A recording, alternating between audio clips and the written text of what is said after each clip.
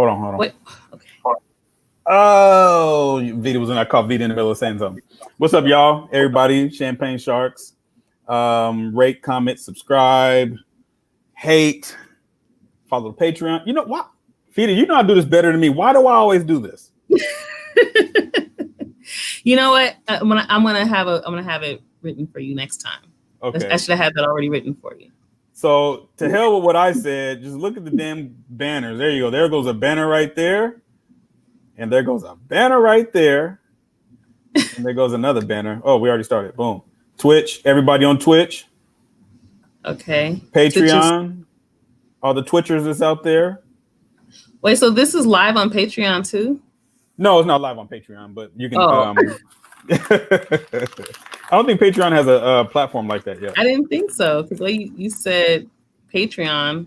For everybody that wants to subscribe through Patreon for the podcast, like and subscribe on the YouTube page. We have 2 episodes coming. I think we have an episode that I'm going to be quiet about that we were trying to do yesterday, but technical difficulties just wouldn't allow us to be great. Yeah, it was. We have an issue.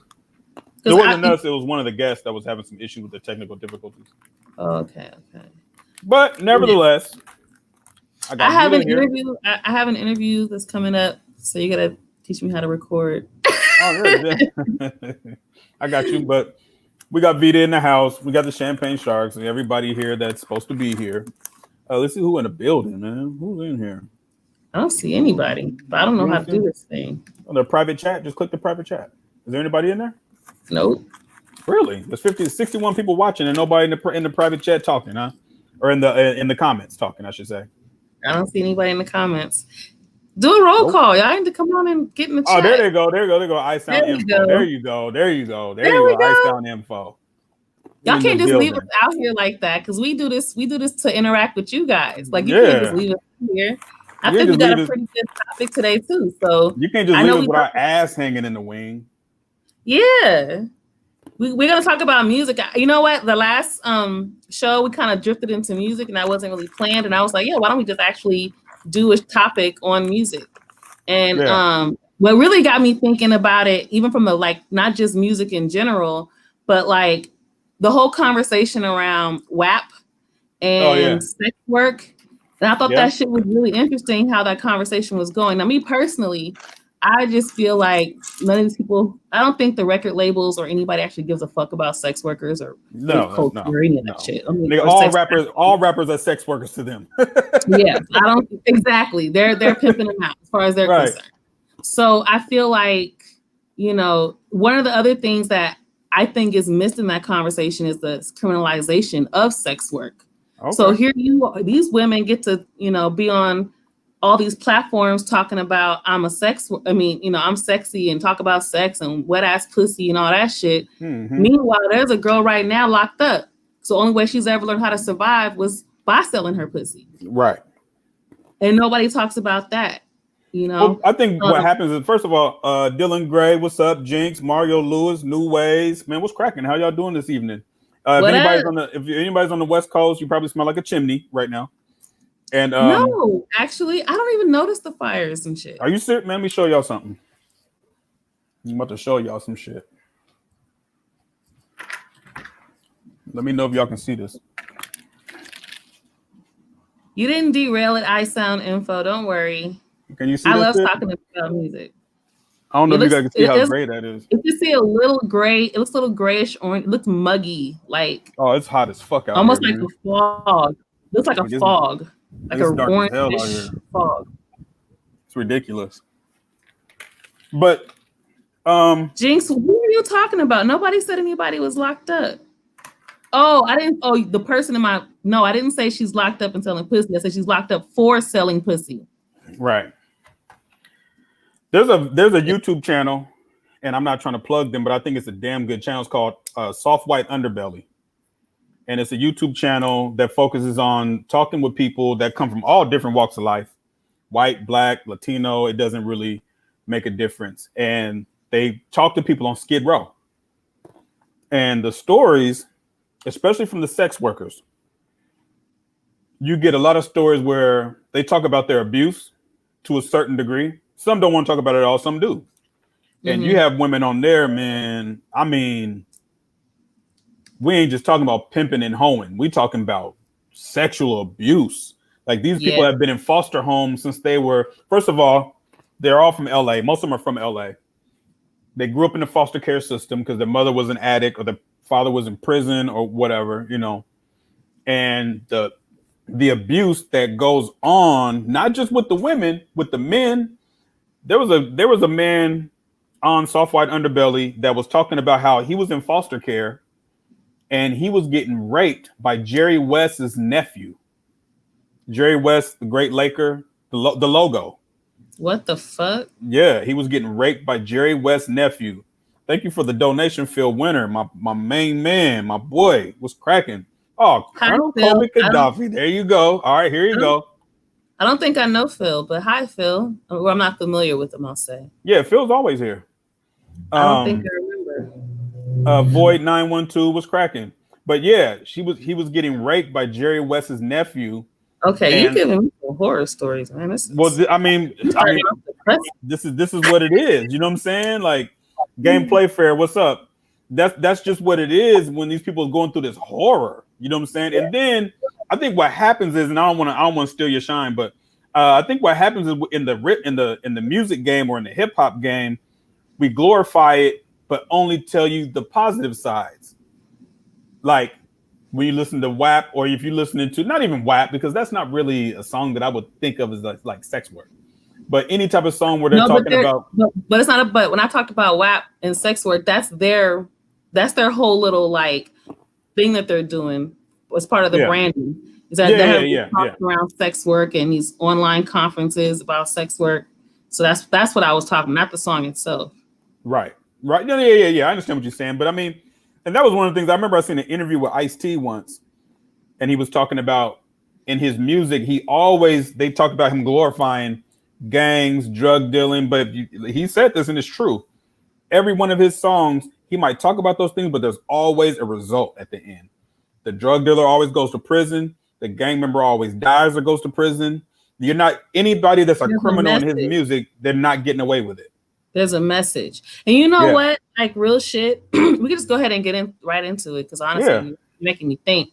When I think about, like, for example, people like Ice-T, Ice Cube, DJ Quick, maybe not even so much Quick.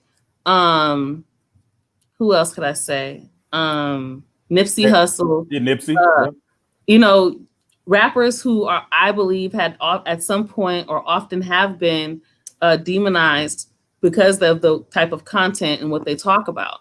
But what's interesting is if you listen to their fans, especially the fans that grew up in the streets, they had a whole different relationship to the music. Yeah. They heard the story that Ice-T was telling. Yeah. All the things that the media didn't hear. Right. When all those young kids was listening to Nipsey, it was like, how do I explain? It's like you had kids talking about entrepreneurship. Kids who didn't even believe they had any type of skill set. Kids who were in youth prison camps. Right. I work with kids on probation. And it was just interesting to me how their lives and gang members themselves, right? So it's really young gang members. Yeah. And so they understood what the music was saying and it made sense to them.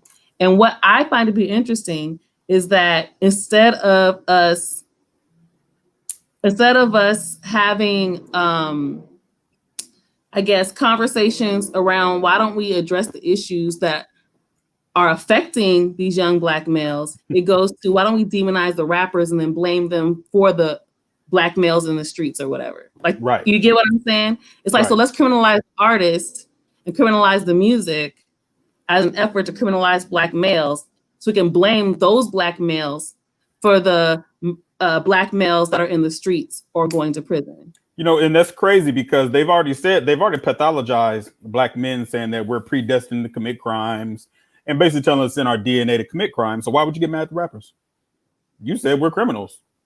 Why are you mad? You know what I'm saying? You're telling on yourself because you know it's not true. And the thing about it is, when it really boils down to, I remember Scarface and Ice Cube had a song called "Hand of the Dead Body," and Ice-T and Ice Cube was talking about the dualities, or not even the dualities. I'm using the wrong word. the hypocritical message. And I think it was Scarface that said, "Why you mad? Because I got a shotgun. Because Matt Dillon had a shotgun. So why you mad? Because I have one." And everybody knows who Matt Dillon is. Matt Dillon's a cowboy. John Wayne, all these different people that was in Hollywood making these movies. Hell, the Terminator. Man, listen, Vita, you're not my age, but you close enough. We all remember the movies that came out in the 80s, the horror movies, Terminator, the movie Heat with Pacino, and they robbing banks. You know what I'm saying? Total Recall. Total Recall. All of that shit where there's murder. I used to love RoboCop as a kid. Yeah.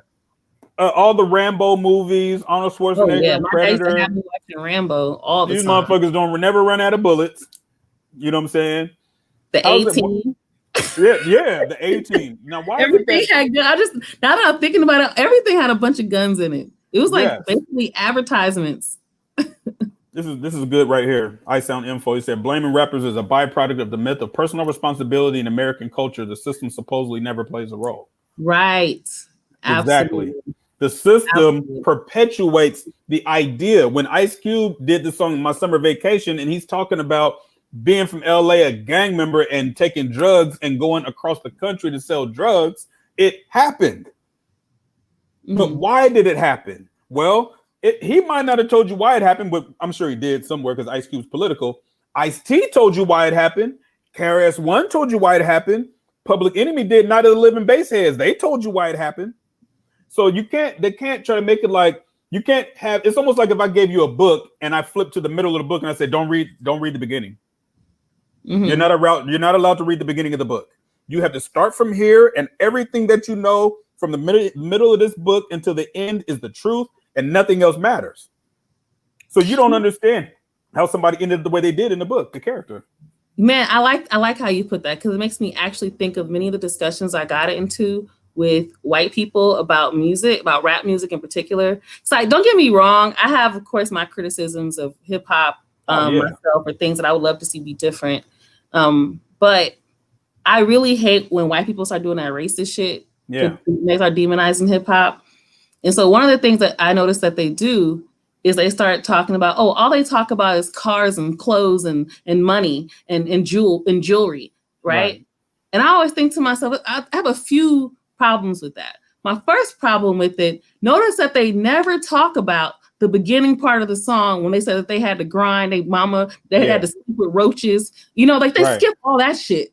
Right. And go right into what they're talking about. I mean, in fact, in the same verse, they'll say, "For I didn't have shit. Me and my mama was trying to make ends meet with a little bit, and now I'm doing great." Well, it's because then it's a self-reflection. Then the mirror gets turned around on society. Like, wait a minute, how did these people? And it's always the same people. They all look the same. They all keep ending up in these ditches, in this hole. Why do they keep starting here? Why is it that? See, because that's the whole benign neglect thing that was in the 1970s. Benign neglect. If you just don't pay attention to the Negroes, don't listen to them. Don't promise them anything. That was benign neglect. Do not promise them anything, and we'll just let the chips fall where they may. And the music industry, because at one point in time, a lot of people don't know this, but people thought rap was like not even profitable. They were like, "This is not going anywhere." They thought it was a fad. I remember those days. Yeah, because they thought about it like they thought about disco. Because disco came. Then white people started hating, and they killed it essentially. Hip hop and punk rock music is the only music, and you have to go all the way back to the 1940s and 50s with blues and things like that. But hip hop and punk rock music was the only music that represented the streets. It's the only thing that represented the streets. This is like Cameron say right here. What do you say? It's funny thinking about rap music and politics. If you listen to Changes by Tupac, it's basically the most Marxist song you could imagine. That's a good point. That's a damn good point. Because it's true. But what did they say about Tupac? Now that I'm thinking about it, that's really true. Yeah. Yep. Which makes sense because I'm sure he read like every book on earth. Yeah, Machiavelli, Marxist, anything about Mao Zedong, everything. He was into that communist theory, communist writing. But I school me on some shit. I didn't even think about it that way. Thank you for that, Cameron. Oh yeah, definitely. Cameron. Yeah, thanks for that, Cameron. Disco was made by gay black artists. That is true. That is true. Colonel Covid Gaddafi. That's definitely true. And disco made a way for hip hop. That's not fully true. That's not fully true. No, it wasn't just because I think when it started becoming like a really big club thing, that's when, yeah. There's a really good unsung documentary about disco that really just opened my whole mind to disco. I think that's how we talked about this music last time I brought that up. So I highly recommend you guys look at that. It really, really opened my mind around what Black music is. And that even gets into the criminalization of what was going around in the disco era too. It's the same shit. In fact, every era, jazz music, blues music, there was always criminalization behind it. They were raiding the jazz clubs. Remember? You cannot demonize hip hop and forget that, you know, the same issues and the same systemic issues existed in the 1970s when it was P-Funk and disco. It just wasn't crack. It was heroin. It was heroin. It was heroin. Right. You know what I'm saying? So the same systemic issues existed. I mean, you go back to the civil rights era. As a matter of fact, I don't know how true it is, but this is what Chairman Fred Jr. said. He said it was because of his pops and some other people that James Brown wrote "Say It Loud." You said James Brown didn't really want to make that song, but you know what's funny? I think someone alluded that I've heard that. Yeah, I don't know if it was Panthers had something to do with that. Because he did have that era when he got really political and pro-Black, and that makes sense. You know, the chat room, you guys are amazing. I love y'all. We gotta talk about music more often. So I rarely have people I can talk about music with. So this is dope. You guys are on point. And I like Jinx pointed out, white people washed disco out. Disco represented the streets too before it became mainstream. People don't realize that. Yes. That's why I really recommend that documentary. Because one, you should watch things from Black sources. Unsung is from TV1. That's owned by Kathy Hughes, a Black woman. And not to say that she's perfect or that network is perfect or anything like that, but I can trust more so their perspective on Black music than I can these white networks. Like Behind the Music and E, they're not going to cover our artists the way that they need to be covered. Somebody, I was talking to a friend of mine about, he asked me, oh, do you like Behind the Music and Driven? I was like, you know, I kind of liked Driven. I didn't really like Behind the Music at all. I don't think it was a good show. But Driven was good, but the only show that I've seen give you details, not just of their life, but how it coincided with the music business part and the creativity part. It's all in there. You learn about all of that. That's why I think that's such a good show. Bee Gees wrote great music, but at the end of the day, they were culture vultures too. Now, I'm not gonna front on the Bee Gees. Not gonna front. They got some fire. I'm not gonna lie. Yeah, Michael McDonald. But you're right. I mean, even artists, just because I like them doesn't make them any less culture vultures. So for sure. Oh yeah, definitely. I mean, there's a whole lot of artists that I like that are culture vultures, and you know, we starting to see a lot of that. I don't know if it's possible to be a culture vulture and be Black. You know what I'm saying? I'm starting to come around on that a little bit because there's a lot of people that are in the culture that aren't from the culture. Like just because you're Black don't mean you. Say that again. Give me an example of what you mean. The way they create artists these days, like there's a way that they create artists that have absolutely. I mean, I don't know how you would say that because just because you're Black and listen to Black music doesn't mean you come from the culture, in my opinion. I agree with that. I guess I'm just trying to see it. Well, like, I mean, you're painting a picture for me of what those people look like. What is the differentiation? Oh, like Drake. Yeah. No, he clearly. Now I think that now I'm thinking about it's actually probably a good example. I was about to argue it, but you might have a good point. To your point, at least. Okay, you guys are making good points. Yeah, that's fair enough. And Black Mariner, this is another great point. The Shade Room, all these different. Oh, but I was thinking this artists, but if we want to get into media, none of them are none of the media at all. None of the ones that own these, Complex owns a shit ton. Yeah. I can't. There's a whole bunch of others that are now coming out that are AOL. They own some. So a lot of those things are definitely not even Black, and they're definitely not even hip hop. People that they get to run those sites. I can tell you for a fact one of the hip hop sites. I won't say at what era because I don't want to put this person on blast. But this one point, this particular hip hop publication had the corniest Black dude ever. He didn't even understand the lyrics to most rap songs. He even had a segment where he would talk about a rap line, and you're just like, wait a minute, you don't even know what that means. Yeah. No. Yeah, because he wasn't from the culture. He didn't know. He's trying to comment on things like, "Oh, Kendrick means this." Like, have you even been to Compton? Like, what the fuck are you talking about? There's a white dude, and I keep bringing this dude up. And T, I know T's in the comment section. He knows who I'm talking about. And Vita, you might know. It's a white dude from Baltimore. He's been writing articles on hip hop since like the early 90s. And this dude, he has a YouTube channel and he does interviews on there. And he's probably the only white dude that I sincerely respect his knowledge. Elliot? No, hell no. Man, what is that dude's name? I can't think of his name. He's in his 40s and he's been around for a long time. Damn it. Adidas Elitist might know. Adidas Elitist might know who this person is. I can't think of this dude's name. Soren Baker. Yeah, okay. I know who Soren is. I know Soren Baker. It was funny. He wrote for the hip hop site that I was talking about a minute ago. Okay, yeah. Now Soren Baker is legit. I respect Soren Baker's knowledge of hip hop. As far as him being from the culture, he even admits he's not from the culture because he's from like a suburb of Baltimore somewhere. So I'll say this. I've heard a lot of people who are hip hop heads and people that I respect in hip hop, Black men in particular, that really fuck with Soren Baker and how he talks about hip hop and the culture. My guess is because they find him to be very respectful. In fact, I think, did I interview Soren?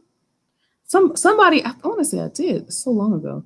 I think I did. I think he wrote a book, but I can't even remember. Anyway, that's how bad I am in my memory. I might have interviewed him and forgot. Now, unless it's something that you know that I don't know, every time I've read anything from him or seen an interview with him. No, I never had no beef with him. So that's what I was going to say.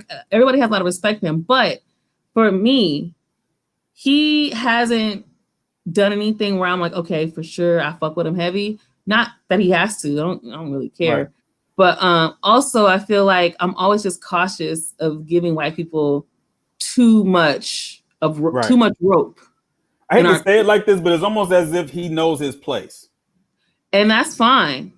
And I think that's important when you are involving yourself in someone else's culture. You should always know your place. If I go to Southeast Asia, or if I go to Nigeria, I gotta realize I don't know the culture. If I go to Venezuela, I don't know the culture. I gotta wait and stay in my place. Hold up, I don't know shit. I don't stay in my lane. Honestly, that's in general. That's in life. But I just wanted to be cautious about giving white people too much rope in our culture. That's really what I'm afraid of. Yeah. So yeah, a lot of times when I think about like Black music and the history of Black music, I also think about how much money it generates. Right. And I think about how much money it generates for this country. Yeah. I mean, look at the number one artists that like the biggest artists in the world. A lot of them come from America, and Latin America. I mean, if you look at a commercial, and this is why I respect Sir Mix-a-Lot so much. And I was never really a big fan of his music, even when he was popping in the early 90s. I literally know like 2 songs from him. I mean, Baby Got Back in My Posse's on Broadway. He's from up in Seattle. I know. But one thing I respect about that brother is he gets every dollar. When you hear Baby Got Back in a movie, when you hear it on a commercial, his family and Jimi Hendrix family, I got a lot of respect for, because Jimi Hendrix family don't fuck around when it comes to his music. You don't find Jimi Hendrix music in movies. Even in the movie that Andre 3000 did about Jimi Hendrix, there was like one song, and it was a song that Jimi Hendrix didn't have the rights to or something. And that was what made the movie so bad, is that there was no music. So the movie, and this is the thing, Andre 3000 was not bad in that movie. The movie sucked, but he was not bad in the movie. I heard that too, that he actually didn't do bad as an actor. He was good in the movie. It's just that the movie sucked because there was no music, and the movie started with him being like 24 years old. Yeah, you have to cancel your project if you can't even get the music for the movie. Exactly. So especially those biopic, that's kind of weird. Those people I respect because they are in total control of everything that they own. You know what? They should have made a fictional story. Yeah. That's kind of like Jimi Hendrix. You know what I mean? I think that was dumb. That was stupid. They could have gotten away. So iSound Info asked me, are you a Detroit techno or Chicago house or garage fan? That's a really good question, and I'm really glad you asked that because I hate all of it.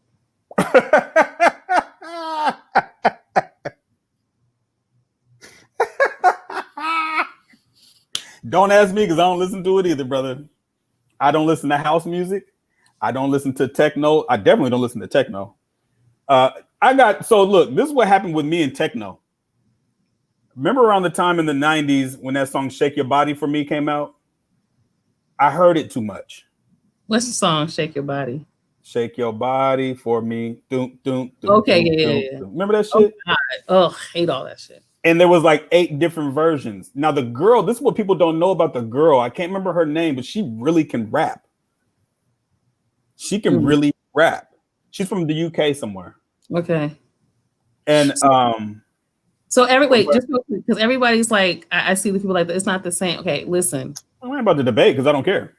I get if there has never been a house music subgenre that I've ever liked in my entire life. There's not a single song. Everybody tells me it's in some other state and country and city, some other version, the black version, the urban house. I don't like any of it. It's always horrible. I don't know what it is. It's always awful. Yeah, I'm not a fan of I'm not a fan of everybody else to me. So I don't want people to think that doesn't mean that I don't like different types of music. I mean, I listen to a lot of different types of music. I listen to progressive rock, crop rock, all kinds of jazz. I listen to all kinds of stuff. It's just that music just doesn't interest me. You know what I'm saying? I can't get jiggy with it.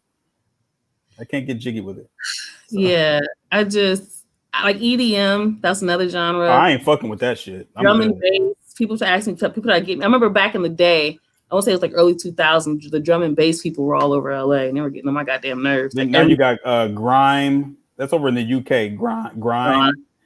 I don't listen to UK music in general. The only person I could think of that I liked from the UK like that was like Amy Winehouse. And sometimes Estelle. So like I don't even listen to Adele like that. So yeah, nah, and that's no shade to people from the UK. It's just that what I found is PC. Don't get knocked out, homie. I will take my ass up to Portland. Brian Stingley for more vocals. No, I'm good. Only the three of us know what that means. So yeah, yeah. You're gonna get handled, PC. But I want you to go back to what you were saying about sex workers.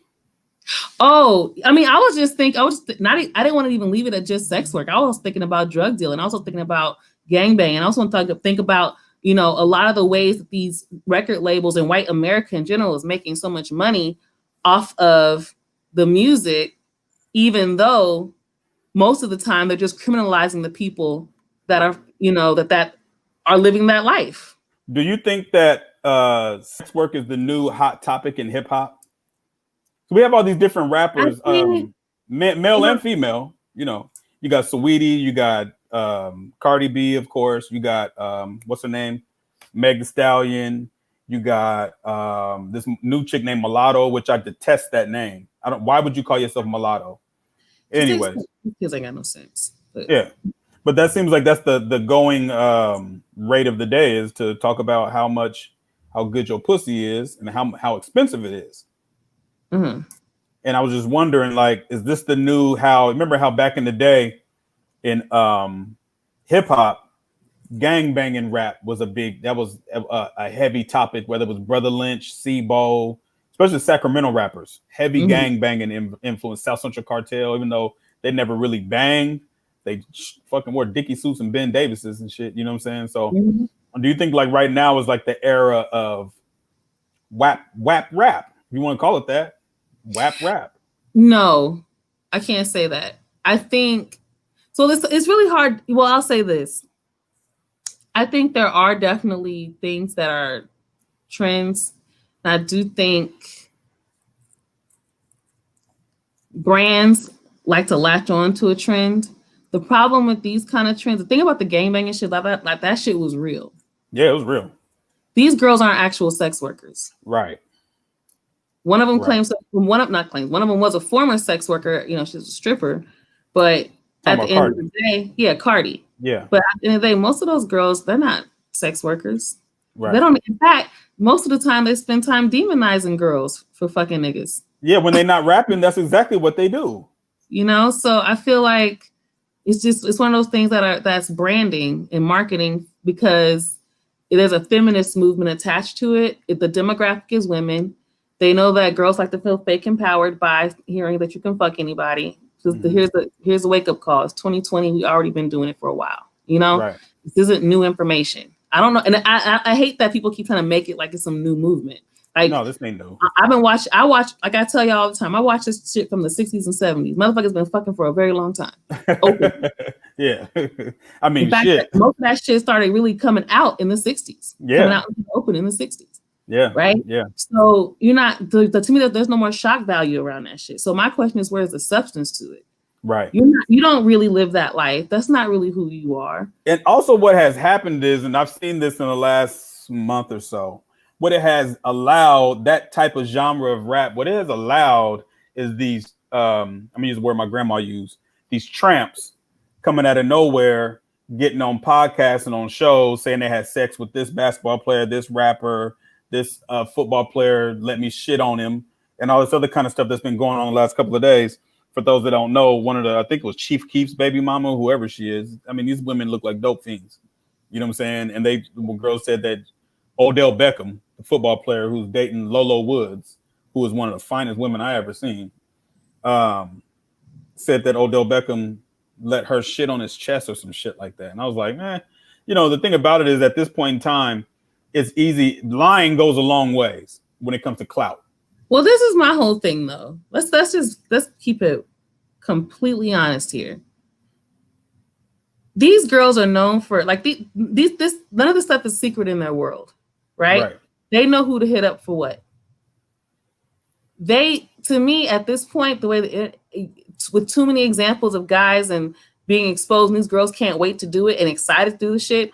You guys still keep engaging in it. I don't quite understand. Right. I don't get it. Because this is the thing. It seems like it's a mutual benefit. Most of the time when they tell these stories, they both seem like they've gotten something out of it. Right. Just that they can't wait to go and run their mouth. Right. You know, and at this point, you have access to women that you can pay where they won't go run their mouth.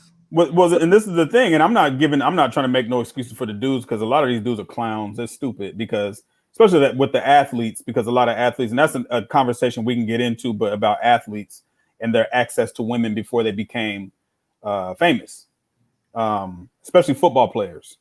You know, I think Odell Beckham is from somewhere in Louisiana, like middle of nowhere in Louisiana. He ain't from New Orleans or nothing like that. So a lot of these dudes never been around women on a consistent basis and had access to women however they wanted. You know, the whole the Jameis Winston case where they say he raped some white girl on the campus at FSU, Florida State University, and then he did something else while he's been in the NFL. Jameis Winston from the middle of nowhere in Alabama. And I'm not making an excuse for him, because you keep your hands to your fucking self. But these dudes have never had access to women on the level that they're at. So they're looking at this like, you know, they're a kid in a candy store and they think they can just do whatever they want to do. And, you know, to a certain degree you can, but you also got to be accountable for the shit that you do. And the problem is, like you're saying, they've set up a system, or I don't even want to call it a system, but they've set up an environment that somebody can come in and just lie on them, because they've done these things for the longest. Yeah, I mean, I just like at this point, we all know how that world operates. To the point where sometimes I question if this shit isn't on purpose just to get their name out there, because ain't shit going on. Yeah. Even for the person that they're accusing of doing something, it's almost like they might be in on it too. You know, and I mean, that's why I say it's hard for me to judge situations like this, because I don't think they're real all the time. Right. A lot of times they're manufactured. That's what PR people are for. You know, notice this happens to, you know, the big stars get their name out there in some sort of way, you know. Right. I'm not saying, I can't say that is certainly the case with Odell Beckham or anybody else, but at the end of the day, it's hard for me to take those stories seriously, because it's a whole nother world that doesn't even make much sense. And most it does not make any sense. And most of that shit don't even really be our business. They just know that you can get attention for talking about a celebrity. And you know, the thing about it is, I know, I'm not going to say who they are, but I know some athletes that are local, and I know athletes that are from other cities from when I was in high school, went to college, and played sports. But I know some athletes that are local, and I've heard a lot of stories about, I mean, stuff you wouldn't believe. You wouldn't believe the type of stuff that goes on when players are in training camp and away from their families, women showing up to the facilities butt ass naked, players bringing back prostitutes to the team facilities, like crazy stuff. So I'm not giving them any excuses, because what they've done is let what little bit of power they have go to their head, and they just feel like they can just do anything. They just can live reckless. But when the things go bad, then they want to play victim, and it goes on both sides. They both do it. I mean, it's the whole shit. I remember the Cat Stacks thing, and what was Gloria Velez, and yeah, you remember this shit's been going on for so long now. I mean, I pretty much ever since the internet got big, right? You know, and then it's what can I do to get clout? What can I do to get attention? So it's hard for me to take so much of that shit seriously, like, because I remember when they were messing with all the rappers. That was like the whole thing. You know, everybody was messing with the rappers. They were all video girls, so they have access to the rappers. And we have video vixen conversations everywhere. We didn't even have the term until that point. Right. Yeah. Yeah. There was no video vixen term. Well, at the end of the day, when if you get on the internet on whoever's podcast and say that this athlete, I let 7 Phoenix Suns players run a train on me, what the fuck did you get out of it? And that sounds so sad. I'm not even gonna fuck around. Like, I honestly. I look at those girls. I mean, look at all the surgery that they were getting on their bodies and their face, because they only see their bodies valuable in one way, and if it's not being sexualized for a limited time. Listen, if they don't see themselves as valuable unless they're sexualized, and that to me is the bigger problem. It's not even just about, like, people say you shouldn't surgery shame. I don't surgery shame. People do whatever they want, but let's be honest about why. A lot of times people get surgery because we don't feel good in our own bodies. Right. You know, that's okay to admit. There's nothing wrong with that. But I question when they got so much surgery and all they do is fuck guys, rappers, basketball players for attention. To me, that signals something much deeper. I actually feel kind of bad for them. It's kind of sad. Right. No, that is sad. Like Probable Cause 503 says, don't these stories only gain traction because this is the type of shit is only tried on black men and black athletes? True. Absolutely. Yeah. That's true. Because think about it. I guarantee you white athletes are just as nasty. You don't hear how many stories come out of hockey. No, and you know what's funny is that I used to be a person that I used to watch all sports. And when I was a kid, I used to be interested in hockey because I didn't know shit about it. So I started watching it. I learned the rules and all that kind of stuff. Then I started following certain players. Dude, there's a lot of fucked up shit that goes on with hockey players. You just don't hear about it. Violators. Most people don't talk about. They're violent as fuck. Yes. We don't talk about that. Hockey players be doing some crazy, wild shit when they're not on the ice. And so do baseball players. But baseball is the most boring sport. Nobody talks about it. Nobody watches it. But baseball players, they might be worse than NFL players. I don't know. I have to see. It's close. It's close. Baseball players are fucked up. I'm not saying they're not, but I don't know. Dylan says, you're right, Vita. Corporations love. Why you put T up there first? No, I was just putting T up there real quick. I didn't even get to that story, T. Go ahead. You're right, Vita. Corporations love when we focus on the bullshit they sell us, and we don't focus on them. They rob us on many levels, and body shaming is a sales technique.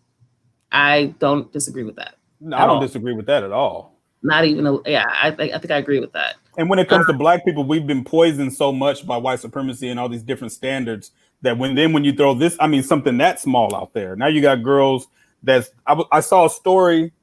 There was a woman that said that she has, she didn't say what she had, but she said she has a life-threatening situation because she went and got BBL. Now, the Brazilian butt lift. Oh, okay. And there was a whole lot of women. I'm nosy, so I seen it got a whole lot of retweets and stuff. I'm like looking under there and I'm seeing what the women are saying. And there was so many women saying, oh, that was just you. That ain't going to happen to me. That was just your experience. Wow. You know what I'm saying? Now, these are women talking to other women. You know what's sad also? I remember when when black girls weren't even getting surgery. That was a white. Yeah, it was a white people thing. It was a rich white girl thing. Yeah, that was what white people did. That documentary. I forgot what it's called. It's called Made in America, MADE. But it had another title to it. I don't fucking know. But the documentary was about there was a TV show called The Swan. If you guys remember that. I don't remember that. The Swan was basically took these women who were ugly or were ugly ducklings, and they give them surgery. So they look basically like beautiful models and shit. Like they get their face lifted up, and they look totally different. And the surgery was usually pretty good, so it didn't look like they had surgery.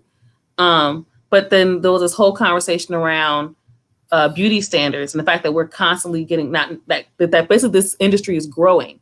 Yeah. I did not know it was going to grow into the Black community because before we couldn't afford to get the surgery. Now they have all kinds of payment plans. Oh, there's all kinds of ways you can hit up Dr. Miami and use your EBT card at this point. I mean, and that's so I never thought it was going to get like that. And when I remember, part of the documentary, they had me in a focus group with these girls. This is when I was in college. So everybody's at USC. Yeah. So these are rich white girls. Yeah. White. These are the Laguna Hills white girls, literally. Yeah. So, and there was one other Black girl there. And I don't really know her story, but she was very quiet. But they had these magazines. They had us looking at them, and they're like the People magazine and Teen magazines and Vogue magazine, and they're talking about body images. And I'm looking at these images. I never even looked at these magazines before, so I'm like, oh, this is interesting. This is interesting. I said, does it make girls feel bad about their bodies? And I said, all the girls I know would rather look like a king model. Yeah. And then the other, but even in that, it was like what tripped me out was like these girls were sharing stories about how they or their friends got surgery when they were like 16. These white girls get their ears pinned back, they get nose jobs, they get all done to their forehead. It'll be like their 18th birthday gift.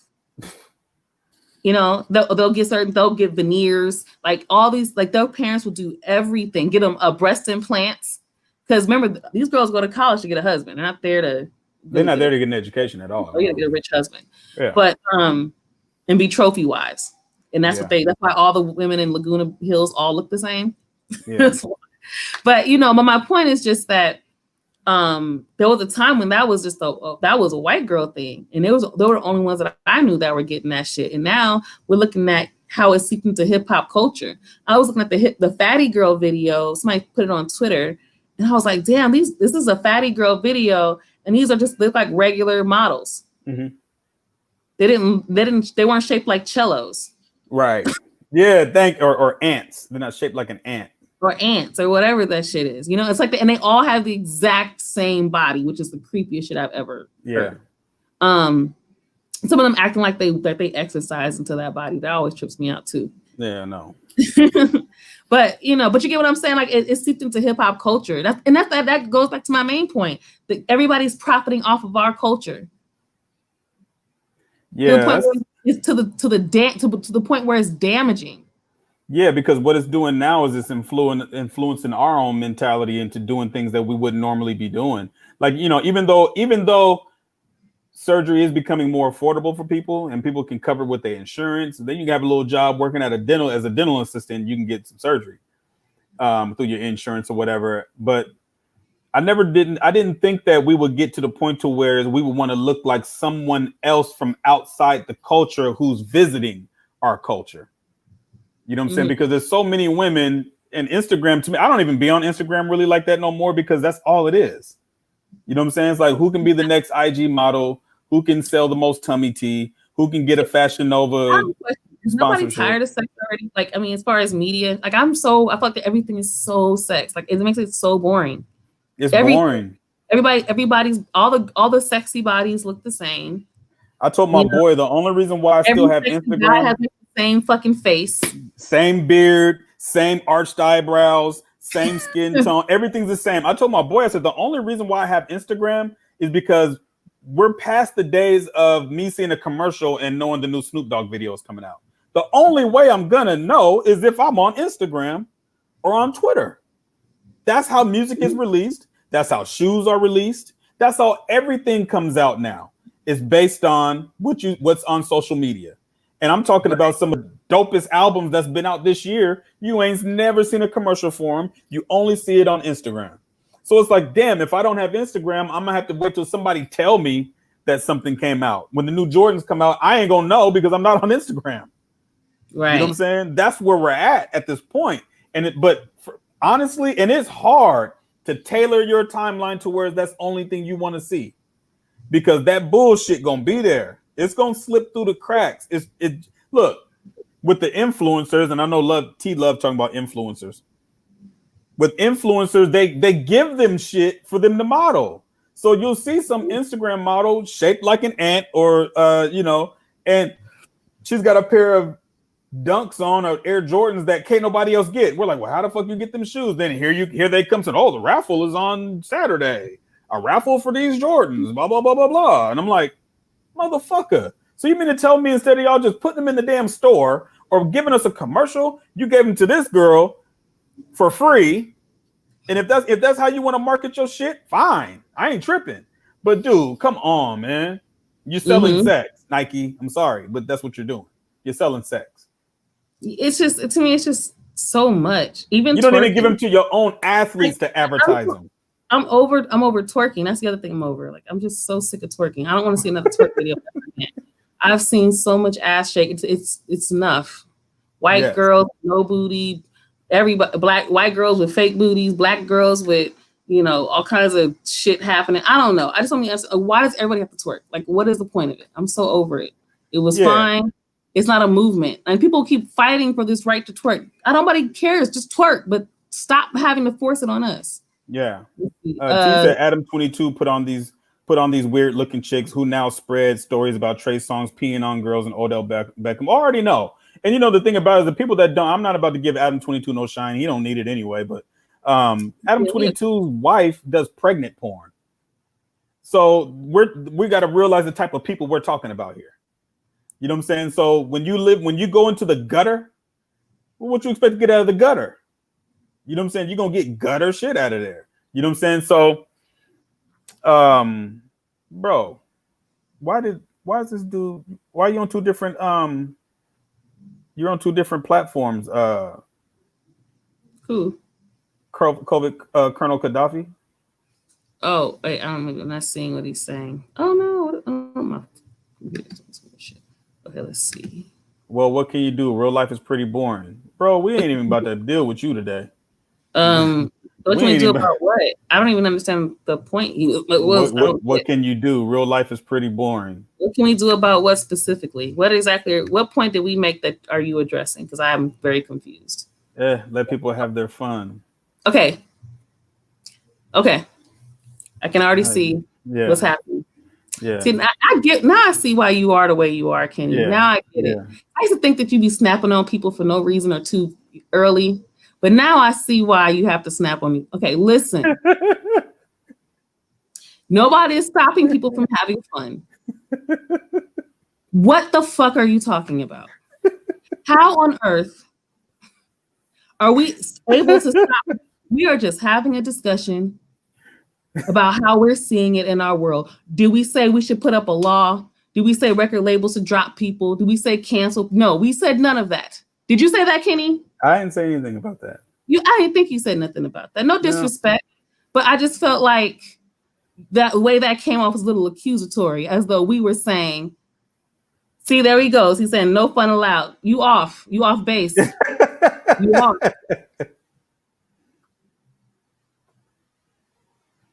What is he talking about? So probable cause is basically saying that the stuff is annoying that we're talking about. The people that are doing what they're doing, this shit is annoying. And that's the thing is that, and that's what we're saying. We've had enough. We've had enough of it. We've had enough porn. There's porn everywhere. We've had enough. You're desensitized. All I was saying was I'm sick of it. Right. That's all I was saying. I'm personally sick of it. It's just so much sex everywhere. You never once heard me say, don't have sex, don't promote sex. I just said I'm sick of seeing the shit. Hey, look, I told T we should have champagne shark condoms, and he said no, we don't promote safe sex here. So I mean, Well, we fit right in. I mean, shit, ain't nobody having safe sex Okay, anyway. Sigma, are you slow? I just said he's annoying you. We're all talking. We are literally all speaking for ourselves. No, wait, Vita Sigma, you don't have to be here, bro. You ain't got to be here. I used to think you were just being mean, Kenny, but I get it now. No, I'm not mean to anybody. It's just that sometimes I have to lay the law down and let them know that we are driving this ship. You're just a passenger. Like, how are you mad that we shared our opinion on our perspective? Yeah. We didn't say other people were wrong for enjoying it.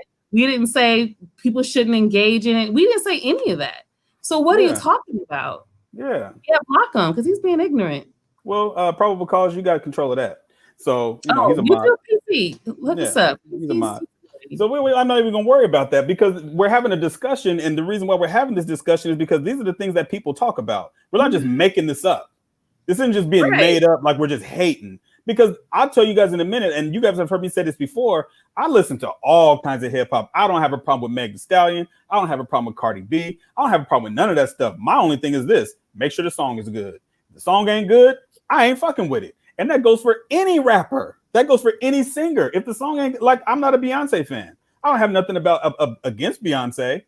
You know what I'm saying? It's just that I just don't find her music to be that dope. You know what I'm saying? That's how I feel about a lot of artists. Yeah, it's just not my thing, you know? I don't know why people like Summer Walker, but y'all like it. It's just not my thing. The whole auto-tune singer singing on trap beats and all that kind of stuff. I mean, some things get old for me. You guys have to remember, I grew up in the era in the 80s. We went from Big Daddy Kane, Rakim, LL Cool J, NWA to Nas. None of that shit sounded alike. You know what I'm saying? So I'm used to hearing so many different things, is that when I hear the same thing over and over and over and over and over again, I get bored. I get bored. There we go. I think I'm sex fatigued. Media sex fatigue. Not physically or personally. I'm talking about like media sex. Like, I don't have to keep seeing it all the time.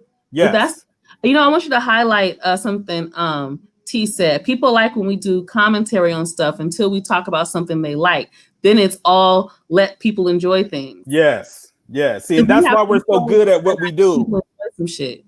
That's why we're so good at what we do. We lifted your shirt and poked you in the ribs. That's what we did. You know what I'm saying? Look, I'm not telling you can't watch porn. I'm not saying you shouldn't. All I'm saying is we've seen enough of it in the media. You know what I'm saying? Because we see it every single day. When I go to Instagram, every single day.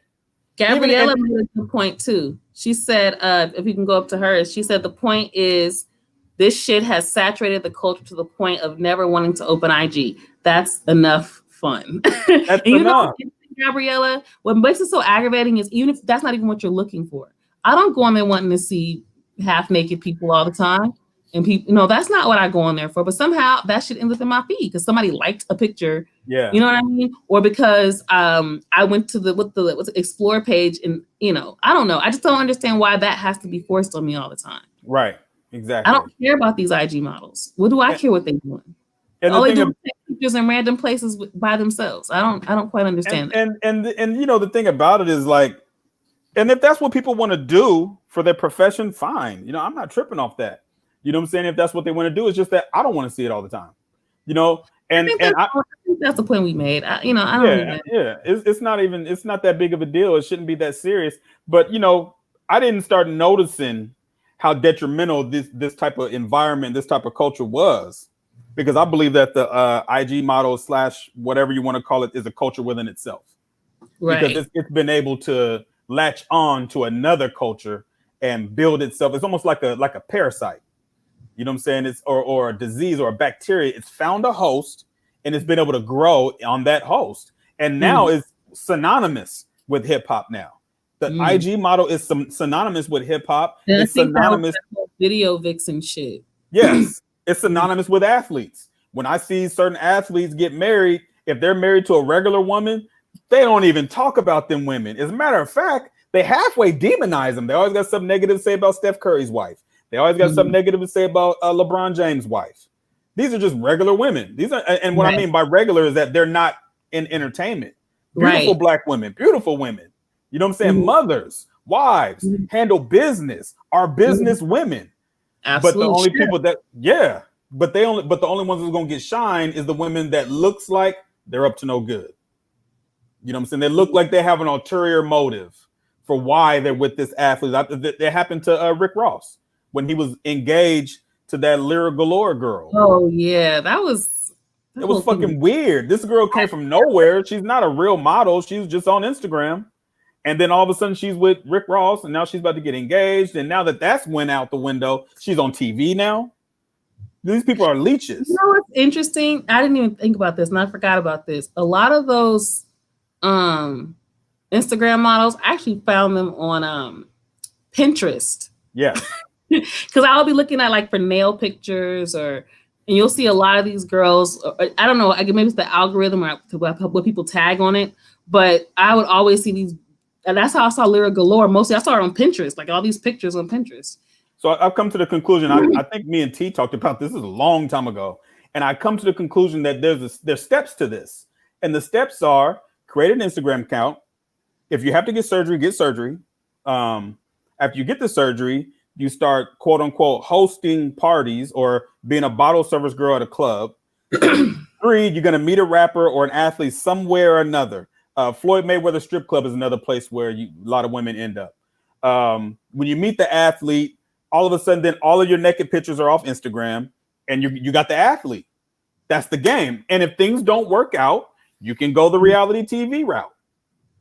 Or these days, you can start rapping. We're not even vetting people to rap now. Too. We ain't vetting singing either. Yeah, exactly. I'm like, why? Or they all sound alike. What is up with all these racially ambiguous non-black girls whispering R&B music? Yes.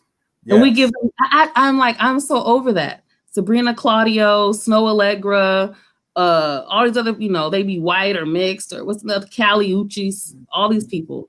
It's like, what is that about? Like you said, they're racially ambiguous. Or whatever they be, they're not black. Sometimes they don't really be white. I don't know. And you don't know what these people are, and what they've done is they've latched themselves onto hip hop, and that's how we end up with what's the one girl's name? Yes, Jules. That's how we end up with these people in the culture. And it's the brothers, it's their fault. You know what I'm saying? Because they look at that as, honestly, they look at that as some cheap pussy. They just go get some cheap pussy real quick. But what you don't understand is that now she's a part of you now, and you can't shake her now. That's what Future's problem is. You can't shake any of these women now. You know what I'm saying? So now you've helped them become millionaires indirectly, and I'm sorry, I'm gonna cut you off. Go ahead. No, go ahead. Sigma asks, okay, serious question. What do you pose as an alternative? How come you don't know how to write a full question? An alternative to what? We said a lot of shit. There's a whole chat room. She's scrolling all up. We don't know at what point we made that you're talking about. You have to ask the full question. I ain't saving your ass either. You're gonna have to come with a question. I ain't caping for you either. Yeah, I hate like alternative to what? What are you talking about? I won't lie. I might be picking on you a little hard, Sigma, because and I apologize, but you really irritated me a minute ago. I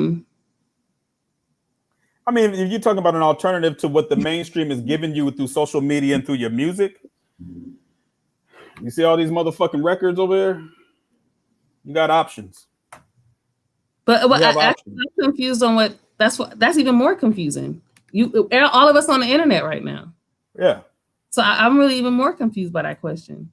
Because this is the thing. What do you pose as? Oh, he's talking about something else. What do you pose as an alternative to the normalized culture of video girls? What do you mean alternative? Why does there have to be an alternative? Why would it not have that? Yeah. Why would we have to have that? What does it need to be replaced with? What are you talking about?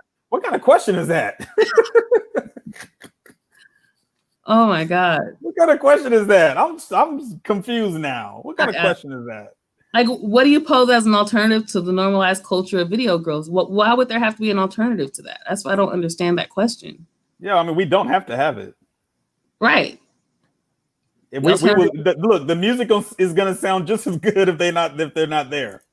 Trust me. It's not the video girls that we're talking about either. Let me clarify that. It's not just purely video girls. We were talking about the culture around surgery and the culture around this drama being in the culture just to get attention or whatever. That's what we're talking about. Not just video girls. We're not demonizing that. So about the whole environment that exists. Yeah, we're not demonizing Look, models. Odell Beckham is still gonna catch touchdowns if these girls ain't on these shows saying crazy stuff. And Trey Songz is going. Well, Trey Songz is a dirtbag, so I can't. Sigma, where are you from? Where do you live? He's Just from curious. East Lansing, Michigan. Remember? Oh, He's from okay. East Lansing. Remember we talked to him on Twitter the other day. No, I don't remember nobody. Colonel Covid Gaddafi. Oh, he changed his name. Yeah, same person. Why So are you you remember that? So we had this conversation. We've already had these conversations with this dude on Twitter before. Okay. So I don't know why he's still doing what he's doing. I was Colonel Gaddafi. Sigma, you first of all, this is getting ridiculous. Like I just feel like you're so down on everything. Everything we say, you have you're down on it. T says, I think the important question is what is making Sigma feel attacked? Which aspect does he T,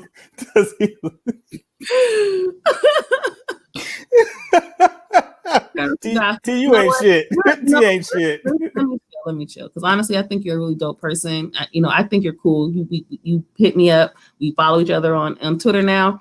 But sometimes you say things that you're just very negative. Like, do you ever say anything positive about anything? You don't even speak positively of yourself. What media drug do you recommend to wean the masses off of their video girl heroines? How do we end the video girl epidemic?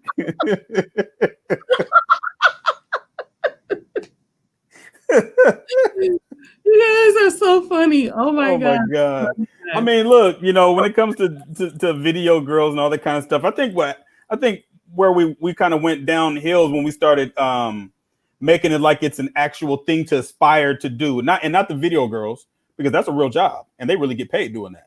Mm-hmm. I'm talking about the people like those girls on Adam 22 show talking about Odell Beckham shit on them and Trey Songz pissed on them and they had the Phoenix Suns run a train on them. We're going to have people aspiring to be that. And it's a dead end. Let me call out more people because I think T was kind of making this point. It's not even, I don't even want to just talk about the labels and these companies or whatever. Let's talk about the media. Right. Let's talk about the fact that they're given a platform to even say this shit. Yes. Somebody need to rock his fucking jaw. Adam 22. Yes. And Vlad too. Vlad is another one. Yeah. Like to me, it's really sickening the way that these guys are using our culture this way. Yes. It's sick. And it's more than just hip hop culture. It's really I want to say a millennial and younger Black culture. So, and I just really get, I don't so I want to stick to the media real quick. This music media shit. These people do not have our culture at heart. They don't have it in their best interest. And I think what happens is for a lot of young Black people, a lot of young Black people, especially in this day in media. And of course, we didn't grow up when the media was like this, where it was everywhere. But I think a lot of young Black people, especially if they're not, well, even if they are from the hood, like it really ain't making a difference. They want a way out. And that's why you see a lot of rappers on Vlad's platform that honestly I've never fucking heard of. And they say anything on that platform. He gets all kinds of people, and none of it is ever to uplift. Every once in a while he'll get somebody like what's the comedian's name that we like? Godfrey. Yeah. Him. You called him Gilbert Godfrey. I was about to call him Gilbert Godfrey. That's how old my ass is. I was going to call him Gilbert Godfrey. That's how old I am now that I even know who that is. But for the most part, I feel like a lot of the shit he puts out there be bullshit. And like Ice Out Info just said, but Black people like to support Vlad and Adam 22. They aren't doing what they do in a vacuum. You're absolutely right. And I think Black people, let's keep it real. Let's stop that right now. We keep trying to say it's Black. It's not just Black people. The majority of their fans are probably not even Black. They're not even Black. No. Let's keep it all the way real. I don't think majority of Vlad especially Adam 22's fans, a majority of them are not Black at all. Adam 22 doesn't even come from hip hop culture. At least Vlad actually was a DJ making mixtapes at one point in time. Adam 22 is just a motherfucker that did porn with his wife. Other than that, Yes. he's not known for anything. But I think what happens is it's part of it is our fault as far as why we keep going on those platforms. Like, I ain't gonna lie to you, I was very disappointed that when Nipsey got killed, Kerry Latham went on there with Big U. It might have been the day after Nipsey got killed, maybe a couple days after, because Kerry got shot too at the Marathon store because he was there going to the store for Kerry. Mm-hmm. When they went on Vlad's platform and gave him that interview, I was kind of disappointed because you could have gave that to Alex Alonso, you could have gave that to Kev Mack, you could have gave it to a lot of different black folks, especially Kev Mack. Like, I got a lot of love for Kev Mack because he's a real one. He's a real one. You know what I'm saying? He's a certified real one. And the work that he's doing with people like Joe Rockhead and you know, with Amir I Can, like, that interview should have went to them. But I understand because they come from a gang environment, they come from a gang culture, they're former gang members, and there's rules, regulations, and guidelines that go along with that we're not going to get into today. But at least they could have took that to Alex Alonso, who is a former USC student, is a historian on gangs, and actually is doing work, has always been doing work. Alex Alonso been doing work in LA for 20-something years. So to go to Vlad and give that interview about that, I was like, I wasn't feeling that. You know, it boosted that. It boosted Vlad. He has the YouTube. He has the videos. Yeah, Alex Alonso. Oh, he has really good interviews from Street Gangs. Yes, he has great interviews. I think he's really, really good. Absolutely. He's able to give them, like, show an authentic story. Yes. You know, I love that. You're absolutely right. He gives light to a lot of young, like Nipsey was on Alex Alonso Street Gangs and Kev Mack way before they blew up. Way before Nipsey blew up. He was in All Hood magazine and on Kev Mack podcast and on Alex Alonso Street Gangs, and that was back in 2010, 2011 years ago. So I feel like when it comes to, especially when it comes to our trauma, because Vlad does a lot of that's the key word of our trauma too. You know, because he has a lot of rappers on there talking about things that they went through in their lives, and he exploits that. Thank you so much for bringing that up, because that's another way. So we talked about, you know, how they're exploiting the music and how they're exploiting the culture. Everybody, again, making money off of us, and that's another thing. They're making money off of our trauma. Right. They're and a lot of our trauma is reflected in our music and our art. Absolutely. Right? That's what the blues was. That's what a lot of jazz was. It was us pouring out our stuff. What soul music is or was, right? Like, that's what rhythm and blues, all that shit is about our pain, our love, our trauma, our growth. And these people are taking the trauma and profiting from it. Well, they wait until you blow up, and then they wait till you die.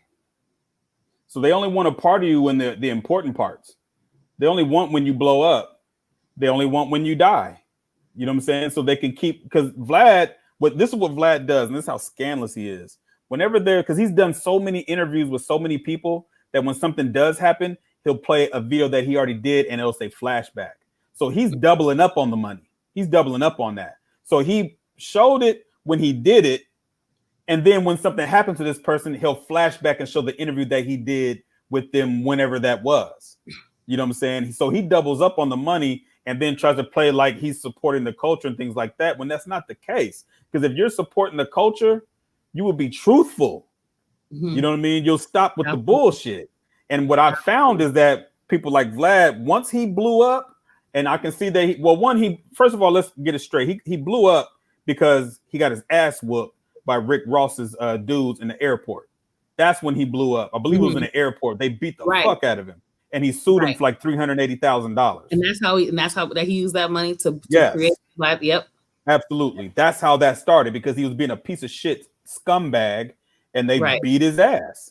So what he did, and I believe this because I don't believe anything white people say, and I don't trust white people to a certain degree. Not all white people are bad, but you know, hey, we gotta keep it real. You don't have to disclaim. No. We gotta keep it real. When you get somebody like Vlad who goes through that, getting his ass whooped, and then all of a sudden he starts stepping up with these interviews, and you're seeing that what lane he's going in with these interviews, that shit ain't on accident. Right. You know what I'm saying? In the back of his mind, in the crevices of his mind, is fuck you niggas. That's what it is. You know what I'm saying? So, and what iSound Info said is true. We do have a lot of black artists that keep going on that platform. And that's yeah. Like for somebody like Lord Jamar, who's a 5%er that keeps going on that platform. Yeah, absolutely. That's a good point. Both of you guys made a really great point on that. Vlad has lots of people that say some wild and ignorant stuff, and he just lets it hang out there. No challenge or analysis. Yes, that's his technique. He wants you to hang. That's it. And then he'll come back with this whole, because now that he done blew up and he done became a millionaire, he's talks about his stocks. And I've caught him many a times talking about, oh, he'll be interviewing someone and they'll start talking about the things that they went through. He's like, oh, but you're not saying you're a victim, right? Like, I've seen him do that. Oh my God. The guy who was a jackass and got handed $300,000. He does that, but you're not a victim though, right? You're not saying you're. So he loves when black people will get on there and say, literally by saying that you're a victim and put it on the record on court documents. What the fuck are you talking about? I've seen he's done it. This is why I really have a big problem with letting these people who aren't from our culture having anything to do with our culture whatsoever. It really, really bothers me. Joe Rogan does the exact same thing. I don't listen to Joe Rogan. So I don't know but Joe Rogan does not immerse himself in hip hop culture. Joe Rogan does his own thing. Joe Rogan is UFC, conspiracies, and all kinds of shit. He don't really even have black people on his platform at all. Oh, Adidas Elitist said, do you think that this all coincides with the dissolution of black media journalism over the years? So I will say it has a lot to do with the dissolution of media in general. But I will say it has a lot to do with the fact that white companies basically bought up black media companies. Yes. So, like, for example, what's his name? Bob Johnson. Bob Johnson. Yeah. He sold BET. Yep. You know what I mean? Sold it to Viacom. So it's that these bigger companies are buying our companies, our media. We don't own what's that, Black Voices? Yeah, we don't own that. But not Black Voices. I'm thinking of something else. What's that shit called? I can't even think of it now. Oh, anyway, it was a bunch of them. Anyway, a lot of those The Root. That's another one. The Root. Yeah. Those are one I was thinking, but I can't think of what it's called. But a lot of these aren't even owned by black people. They're owned by white companies. Yeah, there's a TV channel that's based out of Atlanta, and it's owned by Martin Luther King III, and I think it's Ralph Abernathy's son or somebody. I can't remember what the name of that TV station is. I'll get it. T is jumping in the building. Oh, is he? Oh, there he is. Boom. What's up, Playboy? Rogan is for reparations. So what? Good for him. I don't give a fuck what Rogan is for. Fuck Rogan. Sorry. We don't give white people cookies because they said that they're for reparations. We don't give them cookies just because they brought the milk. Just because they said it. Yeah. You know what I mean? Because the reason why I say that, because it's a trendy thing to say when you want to brand yourself as pro-black or brand yourself as being for the people or it's all branding. Joe Rogan's a very smart guy. No, he's not dumb at all. He's a very smart guy. That's how he got to be where he is, as far as podcasting and shit, right? But you have white people gonna say a lot of shit. Proof is in the pudding. Yeah, until I got a check in my mailbox, I don't want to hear shit. Oh, it's Andrew Young. They Bounce TV is owned by Martin Luther King III and Andrew Young. I thought Bounce TV was. Oh no, I'm not. I'm thinking the weather. What's his name? The Weather Channel owner, Byron Allen. Byron Allen. Yeah, Byron. He owns the Weather Channel. Yeah. Damn. You didn't know that? That's like old news. Motherfucker can lie to you and tell you it's gonna rain tomorrow if he want to. Like, man, fuck these niggas. It ain't raining. I'll say whatever the fuck I want to say. He owns like a bunch of channels. I know he bought a conglomerate of channels a few years ago, but I didn't know one was the Weather Channel. That's crazy. Yeah, it was the Weather Channel. That's dope. No, I don't think I know it was the Weather Channel, because that was like the most important one that he bought. Probable Cause. See, this is perfect. Probable Cause is saying it.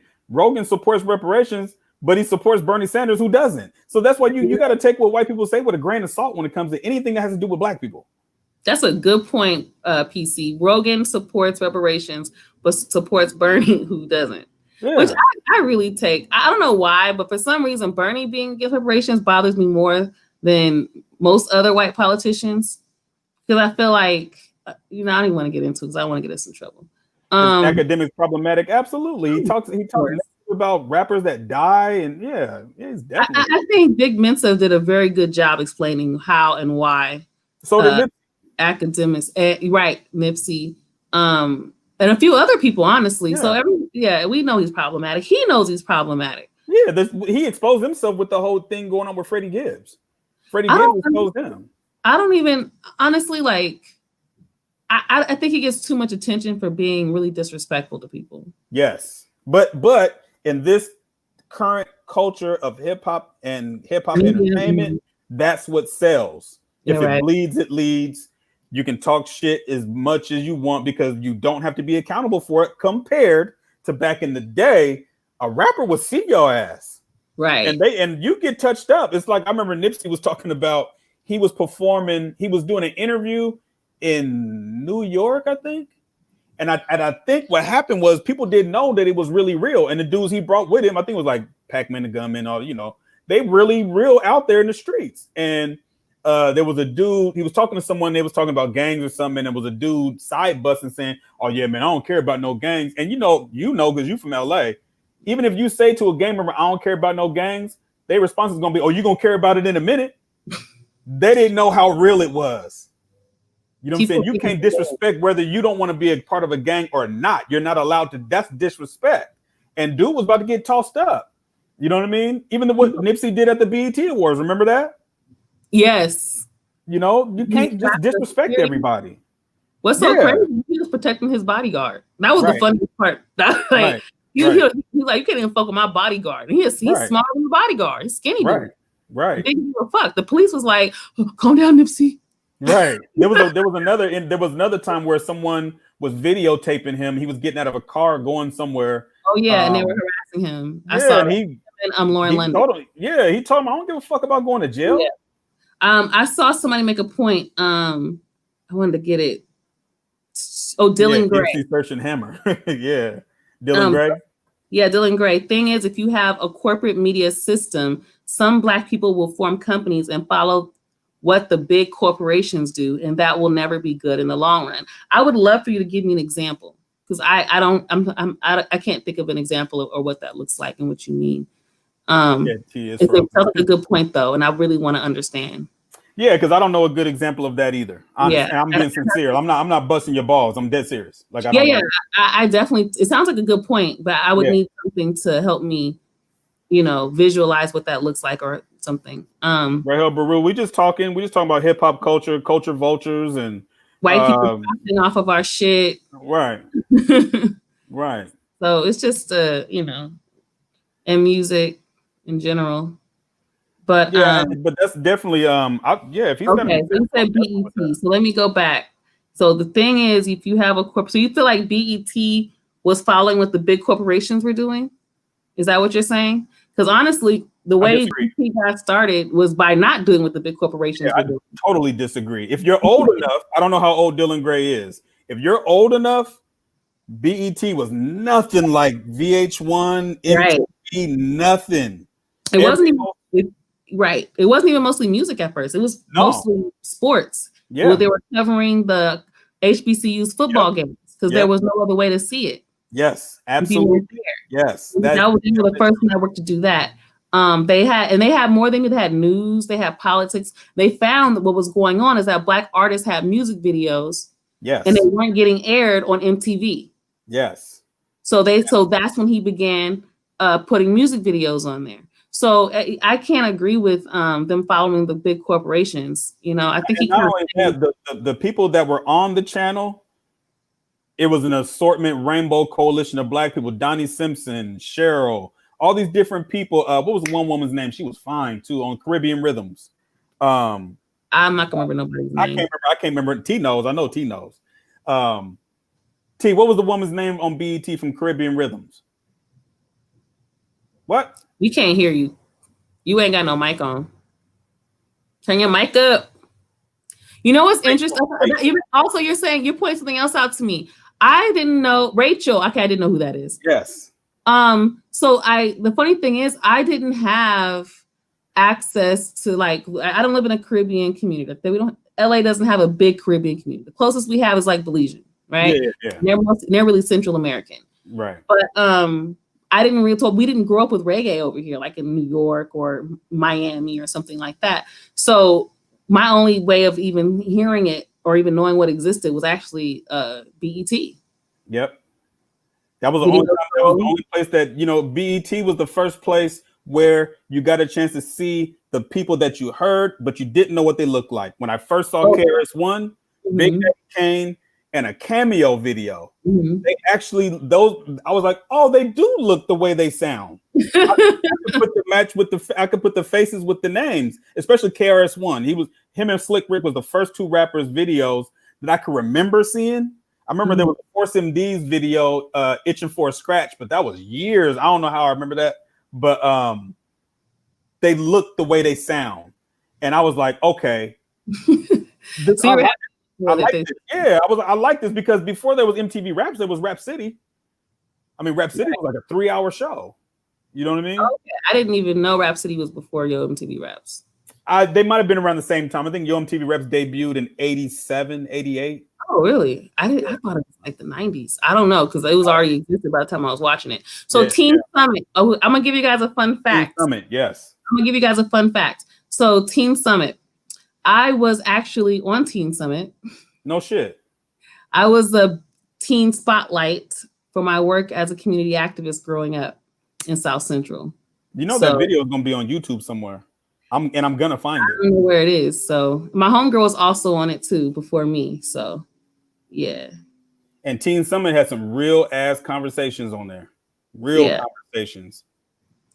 But yeah, I used to love that show. In fact, I was a big Ananda Lewis fan. Like I loved Ananda Lewis. I thought she was like the smartest Black woman on TV. You know, and she was young, I think, too, because I was a kid, you know, and so I'm thinking, oh wow, she was pretty, she was smart, she asked really good questions. I liked how she was very serious. You know, she was to be taken seriously. And I liked it because we had a BET had a teen show where we could be taken seriously. You know, we could actually talk and be heard. So I really fucked with it. Ananda Lewis, Big Les, Rachel. What was the name of the Tavis Smiley show? At the end, it was the news show. News with Tavis Smiley or something. Yeah, it was news with Tavis Smiley, but there was a woman on the news. I can't remember, dark-skinned woman. I can't remember her name. I don't know. But I remember, but you know, it's funny you brought up the HBCU sports.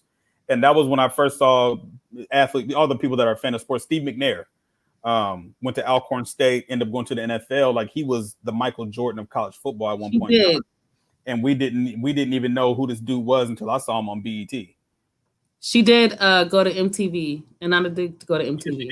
Yeah, she did. Yeah. And then she had her own talk show, which I loved it, but it was so wholesome it got canceled because she was talking about real shit. I mean, she had like all type races, like her shit was real as fuck. I used to love her talk show. Yeah, Jackie Reed, man. Y'all remember everybody's names? Yeah, man. Y'all heard the memory tonight. Yes. BT Tonight. There we go. I remember.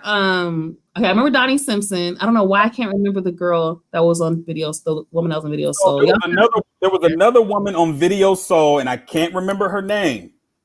Oh, what was that other show? Oh my God, what was that show? It was like R&B music, and they might have like guests like sometimes. Huh? No, it was a different. No, it was a different show that came out later. It was a different video. It was similar, but it was way different. Oh, we got to Google. Oh my God. Oh my Midnight Love. I remember that. Sherry Carter. Anybody remember Sherry Carter? And I'm about to pull up a picture of Sherry Carter because Sherry Carter was fine. Where's my phone? Because I'm about to look up the name of this show because this would drive me crazy. It's gonna drive me crazy if I don't remember it. Sherry Carter was off the change. Oh, let me see. Yeah, we can't be both looking up shit at the same time. You can't be doing that. And then you had 106 in Park, but that was at the end of BET. That was when BET was pretty much done. And 106 in Park in the beginning was pretty cool. You know what I'm saying? I thought 106 in Park. It was like BET's answer to TRL. It's like it was actually songs I wanted to hear, not LFO. Yeah, absolutely. Yes. Oh man, like I really want to find the name of this show because it's gonna drive me nuts. And I remember it because that was the first time I heard "Cupid" by 112. Okay. And I wasn't a 112 song fan, but I loved "Cupid." That was my song. Hold on, I'm about to show y'all something real quick. T is still trying to get on, but I don't know Yeah, what's going on with the what's internet. going on with T? He having No. all types of technical issues. This was Sherry Carter, y'all. Sherry Carter was fine. Woo. T, can you hear us? No, he can't even hear. Can you hear us, T? He can't hear us. Is he frozen? I think Are he you just frozen? Move. Oh, he's moving. Okay, there we go. But yeah, Sherry Carter was fine, boy. Whew. You all him. I said to God, T. I mean not T. Kenny. What? You just funny. You always cracking me up. Lisa Johnson, OG host on Teen Summit. That's true. Who? Lisa Johnson. Who? See. Oh, we not even. Oh, what was the dude from Hits from the Streets? Oh shit! Hits from the Street. His name was Hits. Oh, was it? but he was a comedian. Remember, he was in How High. Yeah, I do remember that. Are you with us, T? Can you hear us? We can't hear you, bro. What's up with your mic, man? Something's wrong with his connection. Your computer mic. Just use your regular computer mic and just take off the other mic. Hints from the streets. And we can't hear nothing he's saying. I don't know. Something's wrong. Well, StreamYard does this sometimes. Last time when T was on and I was trying to jump on, and every time I would get on, it would make his voice do like double talk. Like I couldn't hear. I could hear him say what he was saying 4 or 5 times over. Yeah, that sounds frustrating. Yeah, you remember LFO? The only reason I even know who they are is because I was in a program, and on TV they just left it on MTV for whatever reason, and that show TRO would come on, and that's when I first heard, like, really started listening to white like music, and I was like, wow, this is just interesting. Yeah. T Mario impression. Oh shit, that's so funny. Speaking of which, where is Mario? I don't know. He's probably sleeping. But let me see. I really wanted T to join us, but I think he's frozen now. He's got to restart his computer. Try to restart your computer, bro. Yeah, I don't think he can hear us. He's frozen now. He's frozen. Something's going on. So Hits from the Street. His name was Al. I didn't know that. I did not know his name. I would have gone by Hits too, because Al is a horrible name. Yeah. I did not know his name. For a hip hop show, I wouldn't want to be called Al. I always thought about BET. You know, BET used to be based out of Washington, D.C., and then they moved to Atlanta or whatever. But I remember as a kid watching videos, and you could see the nation's capital in the back, and that was when Washington, D.C. was Chocolate City. You know what I mean? Like, that was a big deal. You know, it was a big deal to be from Washington, D.C. at that time and be black, and it was a good era. You know what I'm saying? And I wish, well, I mean, I guess it's business. Bob Johnson sold BET for business reasons, but I know that him and his wife had a falling out because of what it turned out to be. What BET ended up being, as owned by Viacom. And I think him and his wife are divorced now. Yeah, I think they are. Yeah, they are. In fact, I also think she was actually a big significant part of building that company too. People don't know. Yeah, because then he ended up buying the basketball team and sold that to Michael Jordan. So, I guess you can say he was passing around black wealth to other black people, except for selling black people. Yeah, exactly. Yeah, right. Except for selling BET to fucking Viacom, which was the worst idea because honestly, I have not watched BET, and I'm not making this up. I haven't watched BET probably in 17 years, probably since the first BET Awards, and I think that was the early 2000s or late 90s. I have not watched BET. I'll be honest with you. I think right before Deborah left, I think she was trying to get her act together. And then I don't know. I haven't watched it recently. Because I remember when they were coming out, they came out to LA, they would do the BET experience. And that was actually a wonderful event. I mean, it was really good. That all had some panel discussions and there was music, of course, because it was by the time of the BET Awards. Yeah. But yeah, I actually thought they were trying to help, make it a better network. But it's so difficult now because, Viacom owns it. So Yeah. they just and Viacom owns everything. Right. I think Viacom actually owns CBS. I could be wrong. It might be Time Warner. I'm not sure. But Howard was a pipeline into BET. Howard who? Who's talking Howard about? University. Oh, Howard University. I'm thinking of a person. Yeah, Howard Hewitt. Howard Hewitt from Shalimar. Howard was a pipeline into BET. Job Johnson was putting a lot of. That's beautiful. I did not know that. The early Comic View era is probably the last time I watched. Yes. Right, Comic View. Yeah, Oh my the original God. Comic View was Cedric the Entertainer. That shit was. Remember when they used to play it back to back to back, like a Comic View marathon the whole weekend and shit? I used to get high. We used to get high and watch that shit. We used to get high and watch it. Like it was ridiculous. Yeah, that was the good. That was the good era because it was him, Ronaldo Ray. Oh, there you go, T. Yeah, Comic View was not funny, man. Comic View was painful. Oh, Comic View was bad. It was Great Values Def Comedy Jam, but I used to watch it religiously. You know what, T? You know what? You gotta stop. I know, and I know why you do it. You do it in New Yorker. Come on, yo, in the comments, back me up, man. Y'all know Comic View was not funny, man. You are lying. D.L. Hughley wasn't funny. Cedric the Entertainer wasn't funny. Don D.C. Curry wasn't funny. Some more wasn't funny. Are you crazy? What is wrong with you? Wait. How often were they on Comic View? I feel like if they were on it early. They hosted it. They all hosted it. Man, I don't know. Everyone at the end of the season would host the next season. Hold on, I'm going to take a look at something. I think they must have done it early on in the beginning because we talk about the later time. But fuck that shit. No. This is the early Comic View. We're talking about back when it was back when even Cheryl Underwood was funny back then. Yes, and Montana Taylor. Y'all don't even remember her. She was. What about? I think the only dude that was on it that wasn't funny was Shucky Ducky. No, Shucky Ducky was good. I was a kid though. I thought that shit was hilarious.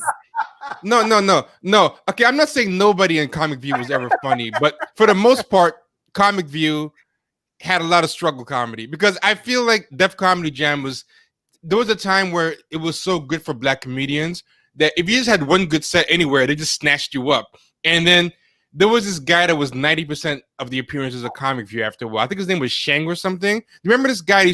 I know exactly who you're talking about. I know you're talking about. Yeah, that dude was on 24. Shang. He was this Shang. Okay. Shang. Remember Shang? Yeah, I got a funny story about Shang. He actually clowned me and my date at a comic show once. Oh, word? No shit. Yeah, so this is what happened. It was me and my friend. We were just friends, and we were sitting. What happens when you're at a comic show? If a lot of people aren't there, they make everybody move to the front. So we had to move to the front. And then next thing I know, Shang asked my friend, he said, "Is this your girl?" And I said, "No." So he spent the rest of the set clowning my friend because it turned out, actually, it ended up being true. My friend actually did like me, and I was just oblivious. And so he was clowning the whole time. So my homeboy just like feeling like shit. And I'm thinking, ha, ha, ha, ha. And he's like, yeah. So that was interesting. And Montana Taylor was funny too. Montana Taylor was funny. That's what to be fair, Comic View has 19 seasons. So the early ones were better, but I feel like for most of its existence, especially after Def Jam hit, it was just getting leftovers. Well, I mean, you gotta remember Def Jam got bad too. Def Jam turned into garbage like around 90. Def Jam did get bad too.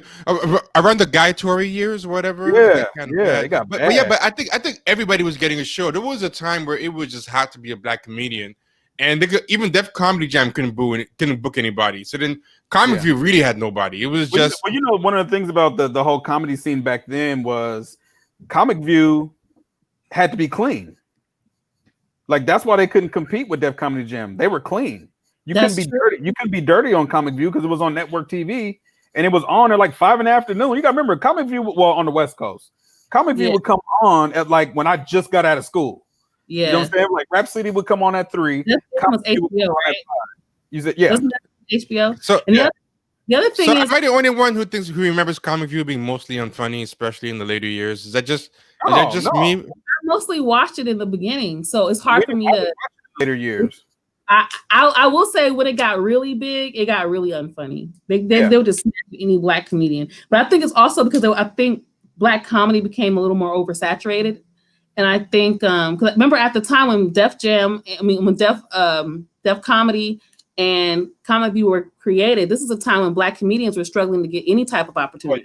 Oh, yeah. In fact, that's why they were both creators. Comic View was in LA. Think about it. There was no black comics on TV shows back then. Except Mark. Mark was the only one. Some of these guys couldn't even really get shows in LA half the time because they were black. We forget how segregated places like LA are and how racist these industries are. So a lot of these black comedians weren't even getting opportunities. So Vita, you live in LA and the major the comedy store is in LA. Yeah. And that's usually where comics go to get seen, try out new material. Have you been there before? Yep. How often do you see black comics on stage at the Comedy Store? When I was there, there was one, and that was the guy who played Ashy Larry. Okay. And for those that don't know, the Comedy Store, he was the most popular one, you know. So the Comedy Store is owned. She's dead now, but that's Pauly Shore's mom. Oh, I did not know that. Yeah, Pauly Shore owns the Comedy Store now, but the Comedy Store used to be in New York. And they moved it to LA, and they claim that there's a ghost in the Comedy Store, all kinds of weird shit. You also have the Laugh Factory here. Yeah, but yeah, that's it's very important that kind of gives you kind of a an idea of why black comics weren't really given the respect. But no, T, you're right. Comic View in the early days was good. By the time Comic View got popular, and it was in the later years, I was 18, 19 years old. I wasn't fucking with it. Oh, you know what? I see somebody in the chat brought up Gary Owen. When Gary Owen hosted, it was the worst year. And I saw a Facebook post the other day that I 100% agreed with. It said, normalize realizing Gary Owen is racist. Oh, yeah, he's racist. Yeah. And I really hate him. Yo, let me ask you, what is it with with black people online so happy to just invite black people into white people to black spaces? Because there's some people caping for Gary Owen, and I just don't get it. There's people like he does racist shit, and if you say anything about him, they'll come at your neck like some of these black people online. And I'm like, well, you know, Gary Owen, he's not even that funny. He's not that funny that you need to be caping. All his jokes are about his black wife and his daughter not being able to do his daughter's hair. Now check this out. Bill Burr is also married to a black woman. Bill Burr never talks about his wife. That's not true. He talks about her. That's not as much as Gary Owen. Man, one of his funniest jokes was how she put him onto lotion. But he talks about her in a different way, though. When he talks about her, it's not that hacky, borderline racist shit. Yeah. He's the butt of the joke. He's the butt of the joke. I'm not even. It's not the same. I agree, but I'm just saying he does talk about his black wife. In his last special, he did. In his last special, I'll just say I haven't seen him talk about her as much as Gary Owen talks about his wife. No, not even close to the same. And the spirit of it is different. Like it's not some low-key colonizers. You know what though? You guys are actually right about that, because even like you said, he was the butt of the joke as opposed to like blackness being the butt of the joke, which is exactly Gary Owen. Now I went to the black church and y'all just hooping and hollering. Well, you gotta remember, and that's why I'm not gonna lie to you. I like Bill Burr because he gets it when it comes to comedy. Like, think about it: Bill Cosby, Eddie Murphy. Whenever they would talk about what Eddie Murphy talked about his parents, his dad was always the ass of the joke. Bill Burr is the ass of the joke. Bill Cosby is the ass of the joke when he talks about Camille. Their wives are always smarter than them. They're more logical than them, and they're just a bunch of fucking comedic clowns. You know what I'm saying? To whereas Gary Owen, he doesn't do that. He's basically making fun of black people, and he's using his wife as the vehicle. Right. And you know, Probable Cause has a good point. Gary Owen uses his wife to get away with his lame racism. Yes. I agree. Yes. Also weird fetishization thing. Like he has some weird kind of sexual fetishization of his own wife that is really weird. And like it's not even funny shit. Like look at this one. Like yesterday, my wife was making a cake for Memorial Day, As she's making it, I see her put her finger right in the icing, put her mouth right out of the container. I said, just put your finger in the icing. She said, ain't nobody eating this cake but people in this house. And everybody in this house either came out of me or came in me. I said, eat that motherfucking icing. Eat that motherfucking icing. God damn, sometimes she says the most brilliant shit. That's a bad woman. It's not funny. It's not funny, but the black scent he puts on. Yeah. I mean, I got a feeling they do some weird shit in their bedroom. That he says some weird out of part. They say, I'm sure they do some race play or something. So there's just some weird energy. His imitation, like the whole like rolling his neck, he couldn't just make the point. Right. Yeah. The fake imitation, and I will say, Bill Burr does not do that. I have not seen. He doesn't do that. So, he doesn't like sexualize his wife in a way that just seems. I'm hard pressed to say anything nice about a white guy, but he doesn't do that. He's funny. Exactly funny. And have you ever heard like his thing with dating? I feel like he's one of those people. You know, that stereotype of like white guys who have problems getting white women, but they can get like Asian women out of their league. I feel like the way he tells stories about his wife sounds like his wife is like he's some kind of weird. If there's white guys that they have bad things to say about white women, and they say that's the reason why they're dating other races of women, like the way he talks, I feel like he's not crazy about white women, or he's with his wife because she is way better than any white woman that ever gave him any rhythm as far as how she looks and stuff. I mean, let's see if I can find a clip. I have a clip here. Let me see if it's the entertainer that night. And okay. Let me see if this one is it. I hope this is the right clip. Hold on. There's one here. This might be the one.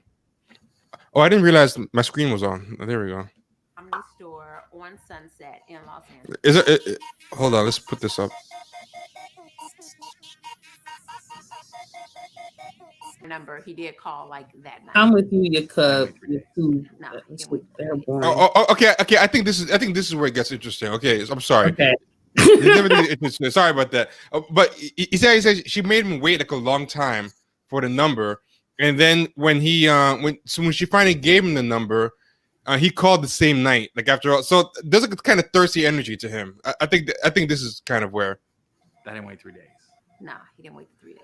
I waited till I got home. He made himself so desperate. I would have called her sooner, but I didn't have a cell phone back then. So I waited till I got home and called her. And she goes, what are you doing? You already calling me? I said, I know I'm supposed to wait 3 days, but you going to be a lot of dudes in 3 days. I'll just put my, I'm here. Yeah. I did it like a joke, ha, ha, ha. And then we just kept talking. Yeah. At first I was like, oh, he don't have nothing going on. You want to appear like you got something going on. Like, yeah, but you know what I'm kind of talking about like how a lot of this stuff is kind of making him look bad and thirsty and whatever. Like he didn't really seem like he had it pumping or was doing great with yeah, I don't know, but there was a lot of thirsty energy going on with every story they had about their life. There was something about it that wasn't, and she's kind of clowning him too, but this might not be the right one. But the way I remember it, I feel like there was something where he was kind of making it seem like he wasn't doing too well with the ladies, especially like the white ladies, and he had this kind of weird fetishization of his wife. And like white women wouldn't give him play, so that's why he likes black women. Yeah. I mean, something like, or the one that would give him play didn't look like her. Like his wife was like that was the best he could get. His wife that he's got right now, as good as he could do. Yeah, she's beautiful. She's pretty. Yeah, she is. She's. Someone said there's a Fred Flintstone Wilma vibe. Yeah. I can see that. There's got a mismatch thing to them. But yeah. There's like that might not be the right one, but there is a lot of cringe stuff happening, and I don't know. I get like a weird thing with them. I don't know, but I think there's some fetishization, and I think he much reminds me of one of those white dudes that We have a question. His wife making him seem superhuman to him. Like he's like, I got this Amazon. Like I got a feeling he thinks he's better than a lot of black guys because he's like, look at this. Oh Black yeah. Amazon. I see exactly what you're saying, T. Yeah, I see exactly what you're saying. Yeah, That's why he feels like he has the right that's to what I think is say the things that he him, says. You know? I Sound Info's about to leave, but he asked a question. Any thoughts about Biden-Harris meeting with Ice Cube and others? I didn't know they met with them. Yeah, I heard about it, but yeah. Or maybe I did and I forgot. I'm never moved by that shit. Like, what does that mean? Yeah, They met with ain't not gonna come out of it. You know why? Because let's be honest, they weren't there. If they wanted to actually do something for Black people, they would not be sitting down with Ice Cube. Nope. They'd be sitting down with people that can actually do something for Black people. Yep. So to me, it's a dog and pony show. Yep. And we have to be real about that. We're not even seeing anything that's legitimate. It's all this shit is so fake. It's so hard to be into this election at all. I feel pretty disillusioned. Like it's nothing. I see it, all this shit is fake. Meeting with them about what? So what? Now what? What does that mean? That's my thoughts on that. I don't know. We're not a part of that. That's some celebrities and politicians. We're not a part of that. That's above my pay grade. Yeah. They ain't about to talk about shit they got to do with us. Who's talking about Cardi B? I see something about Cardi B. I don't know what is the question, or what are you saying about Cardi B? Mulatto Goddess is in the chat. Oh Lord, who is that? I don't know. Sounds great. It sounds great already. One of those porn stars. Oh no, I don't know. No, she's asking what's this about. Hey, I'm joking. I'm joking. Hey, she's not trolling. What would you say this is about? This is about right now. We're talking about culture vultures. We're talking about Mulatto Goddess. You've been here before. I think she's been here before, but it was a long time ago. Oh, I don't think we have a title or anything up. That's why she's asking. Yeah, we do. It's called Hippity Hop, You Don't Stop. Oh, I don't see. I can't see what they see. So never mind. Wait, does she mean what is the stream about in general, or this particular installment? Sure. I think right now. But either way, you answered it. So at any rate, I don't know. I think when we look at the hip hop culture, almost every aspect of it, we don't own them. We don't really own any of it. The media, definitely not the labels. Like what part of it? What part of it? And the labels that we do own, we pretty much, I've heard rappers say them. I was watching Drink Champs, and Nori and the Lox was on there, and the Lox was kind of divided on them being independent or going with a label, and Nori was like whining about why he would rather be on a label. And like, yeah, you not want to have your own shit. And then he started talking about, man, I remember those days when we got those big budgets, and I could just call Lior, and I'm like, and those days are gone. I was saying, dude. The thing is, the Lox are being realistic. They're not gonna get a big budget from a big label. No, they're the Lox. They were popular when I was in 7th grade. Right, but even the popular ones don't really get that anymore. Look at Meg Thee Stallion talking about her money problems. Like the game is just not built that way anymore. You're gonna get some kind of 360 rape deal or something. Like very few people are able to finesse the game. Like Kendrick seems to have. So has Drake. But for the most part, I mean, and I'll tell you right now, what would happen if they got signed to a label is they're gonna be mostly selling merchandise. Yep, that's pretty much mostly what because you're not getting signed without a 360. Let's just be honest. People don't want to admit that the label are not signing you unless it's a 360. They're not making no money off of your music right now until they can figure out how to make more money off of it. They want that merch and they want that show money. So the Lox being a legacy act, they're not going to get the same type of budget, but they might get a lot more push to make them more like an underground, honor them sort of thing, so they can make money off of their merch. That's what's going to happen if they sign to a label. If they stay independent, they can anything that they sell or create for their group or for their culture, as far as they want to make an underground, the Lox, almost like how the Wu-Tang became like a thing. If they want to do that, like the legacy thing, they can make the money on their own. The difference is you have to put in a lot more work, and it costs you your money. Like it comes out of your pocket. And I think that's where it gets tough. You see, on the West Coast, we're used to doing that. We're used to being independent, whether it was Too Short and Dangerous Music, E40 and Sick With It, I mean, even Top Dog. You know what I'm saying? They have a thing They with were- Interscope, but it was TDE before. Yep, that's true. It's a normal thing. J to the bigger figure. All the Bay Area artists been doing it since the 80s. So I was watching E40's Unsung, and this was the most amazing deal I had ever heard. So he basically, you guys heard about that deal? His first deal for his album. They said he basically he kept everything that he made over, I think, was it 200,000 or 250,000 copies? He makes all that money. So if let's say he only sold 240,000, he makes all the money. The label will get nothing, right? Yes, because he's already making money in the streets.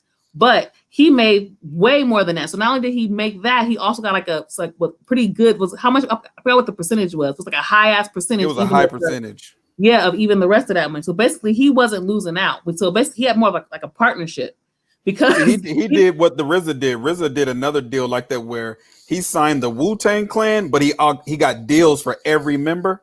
E40 signed the Clique as a group and got deals from Jive with every member. You will never get a deal like that again these days. You will never see deals like that again because the label is taking a major risk because E40 is the main act. You know, Method Man is the main act. Inspector Deck is never going to be on Method Man's level. Right.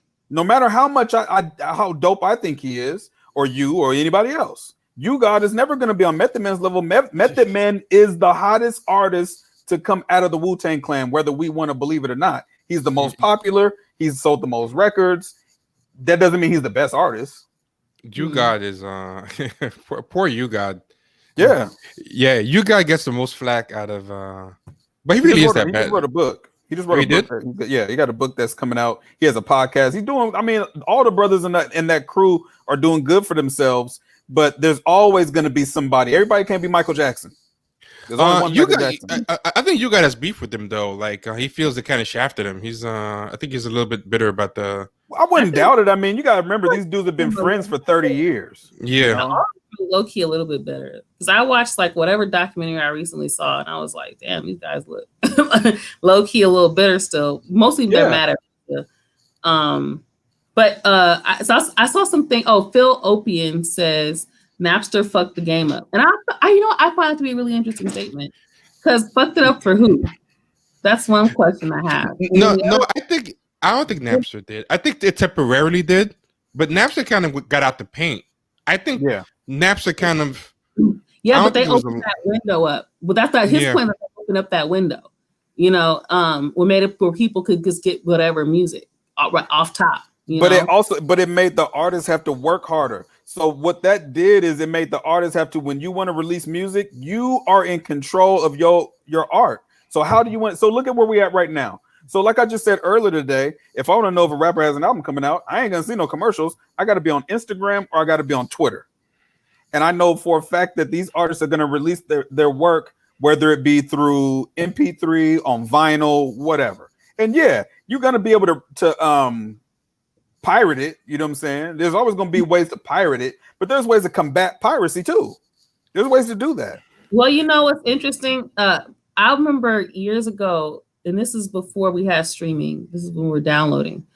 And Immortal Technique, he said, in one of his songs, he said, and I've heard him say it in interviews, and I've heard other rappers who are independent and underground say this. You know, I don't care if you download my shit. I want people to download because that's actually how we are getting promoted. Yes. He said, when I come to your town, buy a ticket to the show. Exactly. And that's where I make money. And I can tell you till this day, Immortal Technique packs out shows to the point where he has to have 2 nights. I'm not even joking. I've been to them. I go to them. Oh, yeah. He sells out. He sells out. Well, Latino rappers in LA, like they kill it anyway. It's gonna be a crowd. Yeah. But Immortal, the best thing Immortal Technique dropped was Lin-Manuel Miranda in a dumpster. You ever hear that story? He dropped him in a dumpster. I think you brought it up last time I brought up Immortal Technique. Oh, I did? No, I didn't bring this up before. Did I? You brought up he's the guy who does the Abraham Lincoln or Andrew Bynum. Yeah, but I brought up that Lin-Manuel, that he used to bully Lin-Manuel Miranda in Mortal Technique. Yeah. Oh, yeah. No, I didn't bring that up here, did I? Oh, maybe I did. I don't know. Oh, well, that was his best hit. He was on to something.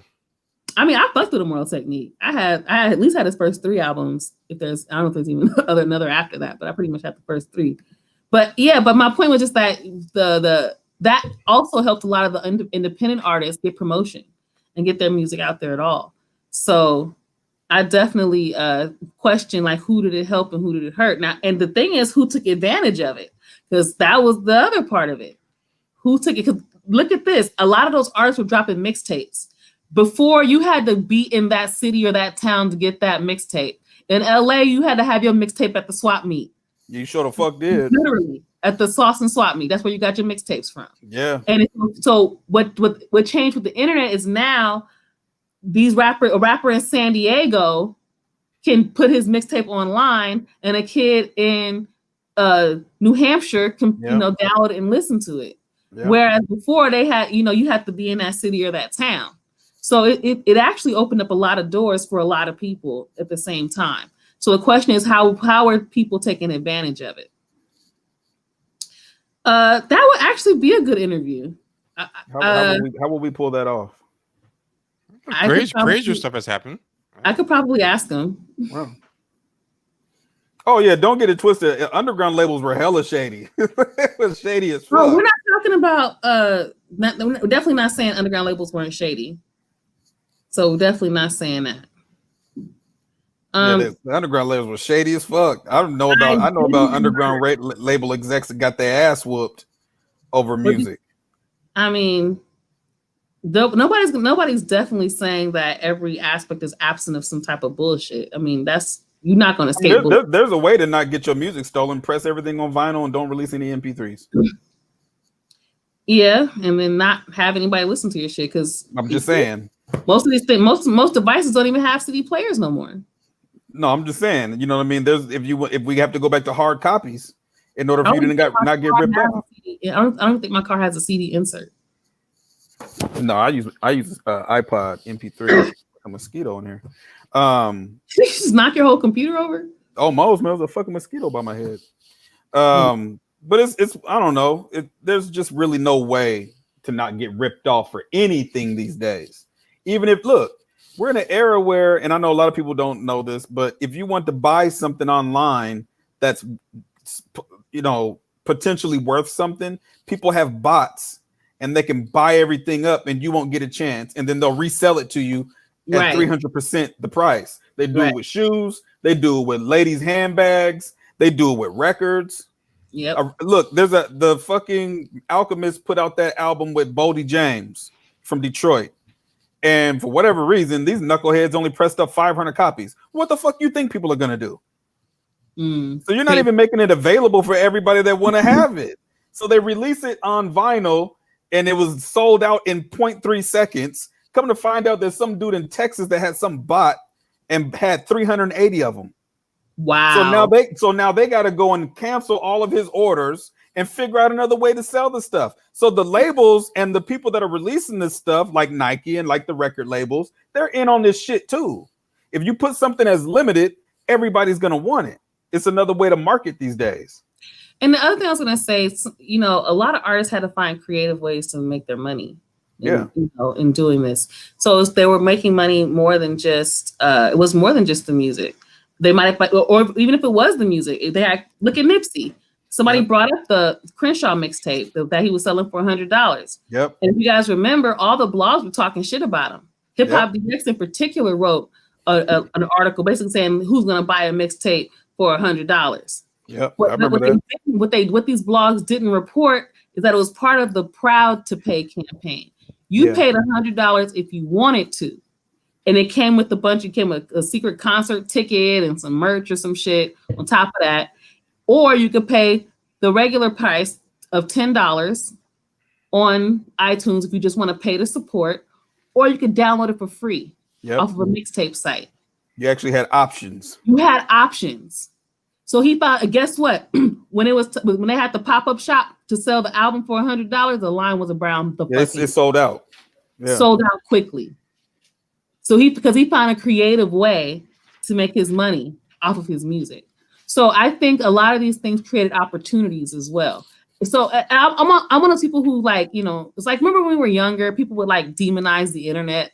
It's the worst thing ever. Oh, you know, we have to be honest. A lot of these things are a little bit. None of this is black and white. Yeah. So the internet has been a wonderful tool, and the internet has also been problematic in a lot of ways. But we can't say that, you know, just on its own, it's the problem. So that's my take on that.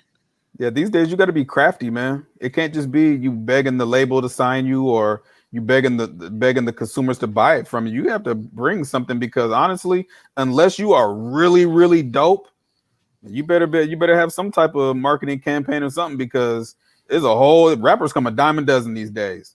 You know what I'm saying? Back in the day, it wasn't like that, but these days they come a dime a fucking dozen. You know, that's why, you know, one of the things I appreciate Joe Budden talking about on his show is getting analytics and getting the data. Huh? There you go. I don't even know the story, so I don't even care. But one of the things I think it's like the data. The creators need to get your analytics, get your metrics, find out who is buying your shit and where. Who is listening to your shit and where? Who's downloading your shit and where? And then that'll help you create a marketing and branding and business strategy around that. That way you can find your target demographic. Like you said, rappers are a dime a dozen. You might have to find your niche. Hobson found his niche.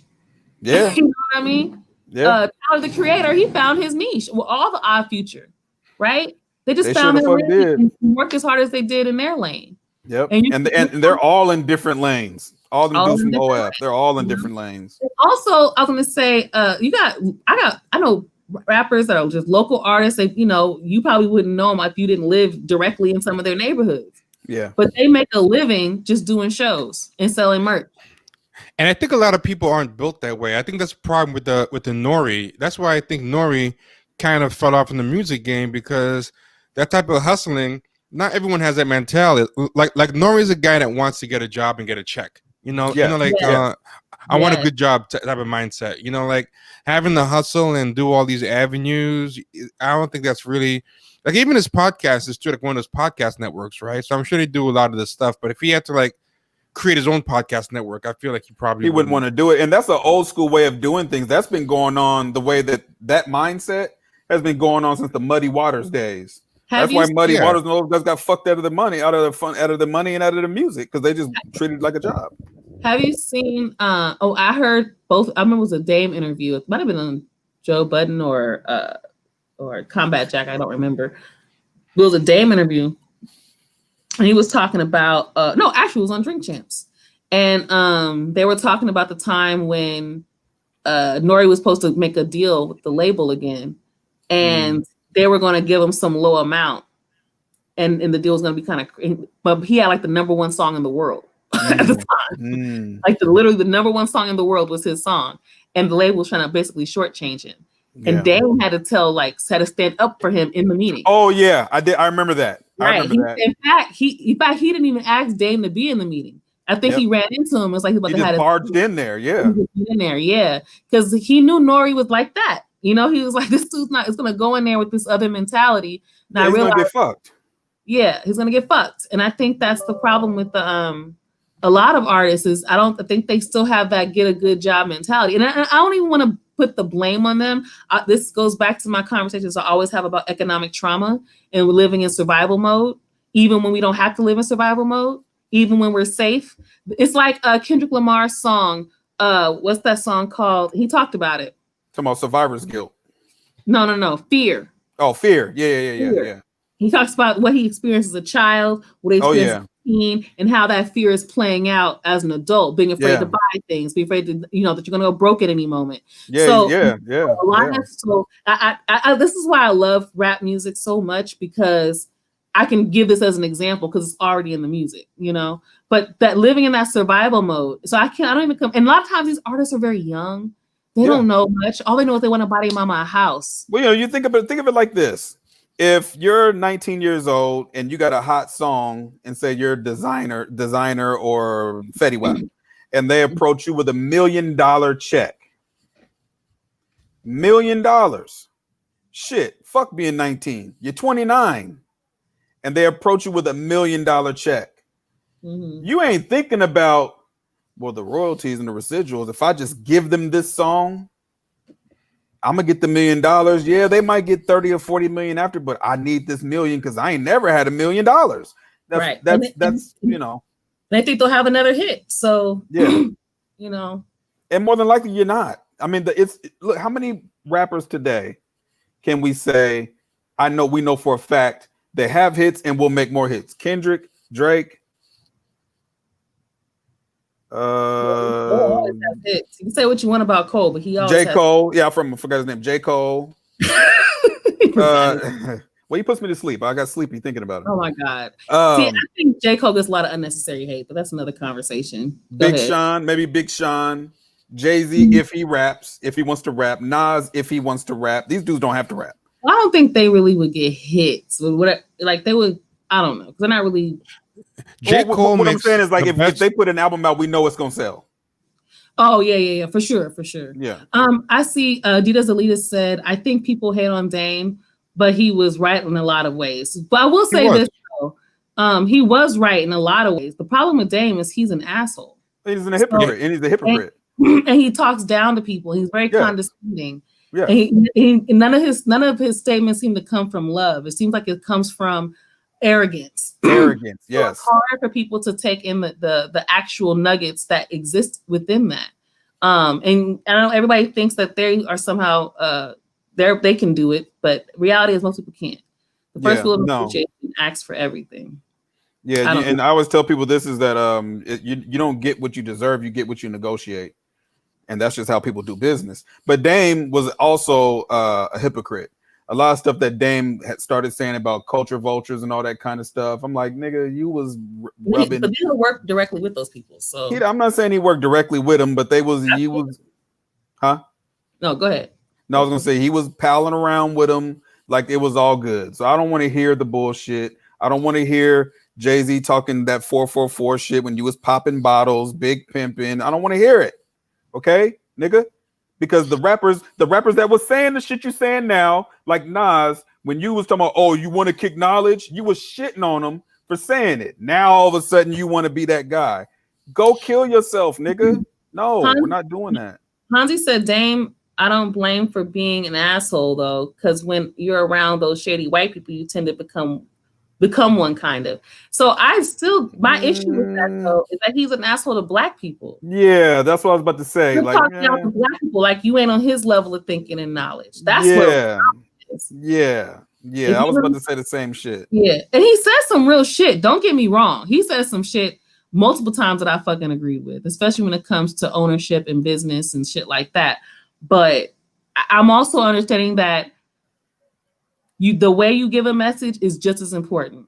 Because if your goal is to act, if your true goal is for people to grow and understand, then you will make sure that your message is able to do that. If your goal is not that, you just sit in your arrogance. Well, they're too stupid to get it. So then you didn't really want them to get it in the first place. It was about you and your ego.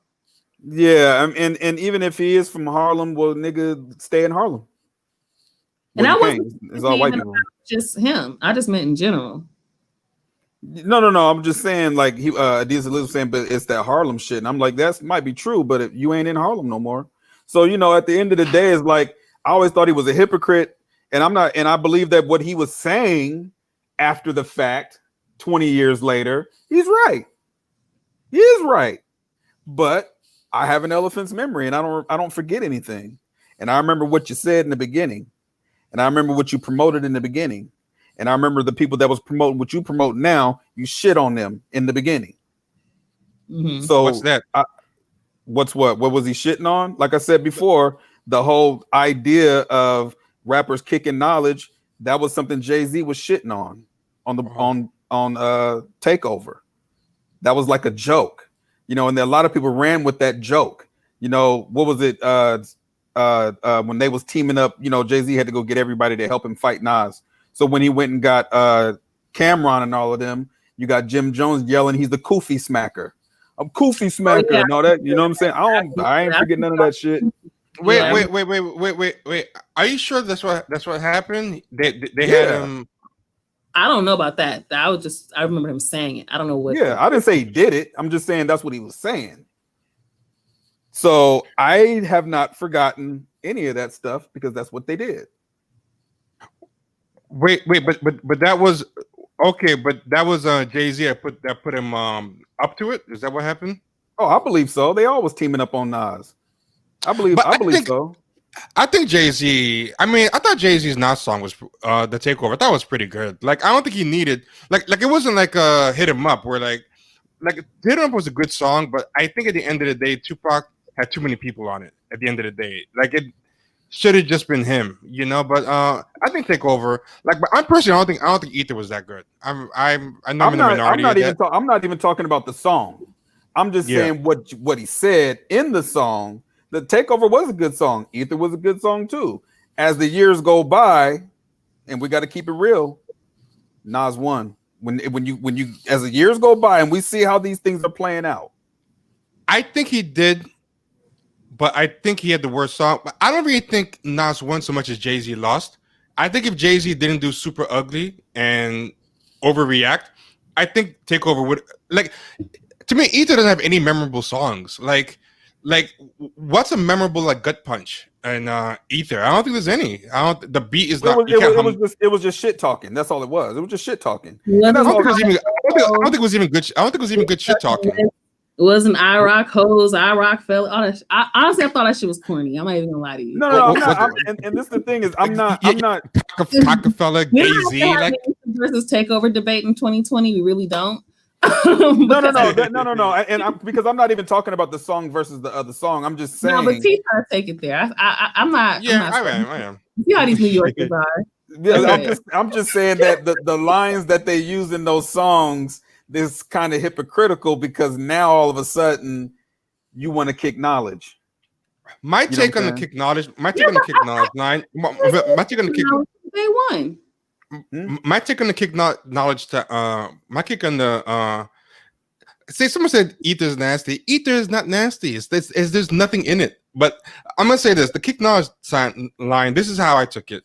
I thought he was making fun of Nas's attempt to kick knowledge, not kicking knowledge in general. As in, he was saying, I think he was trying to say that Nas sounds like he's kicking knowledge, but it makes no sense.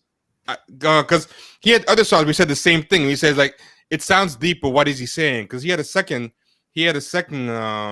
This song, unless you want to say the Talib Kweli line. I think the Talib Kweli line was more of a diss against kicking knowledge generally. But I always took the which Kweli line? The one he said basically that he sold. What did he say? I sold 5 million. No, that's not the Common Sense line. What's the Kweli line again?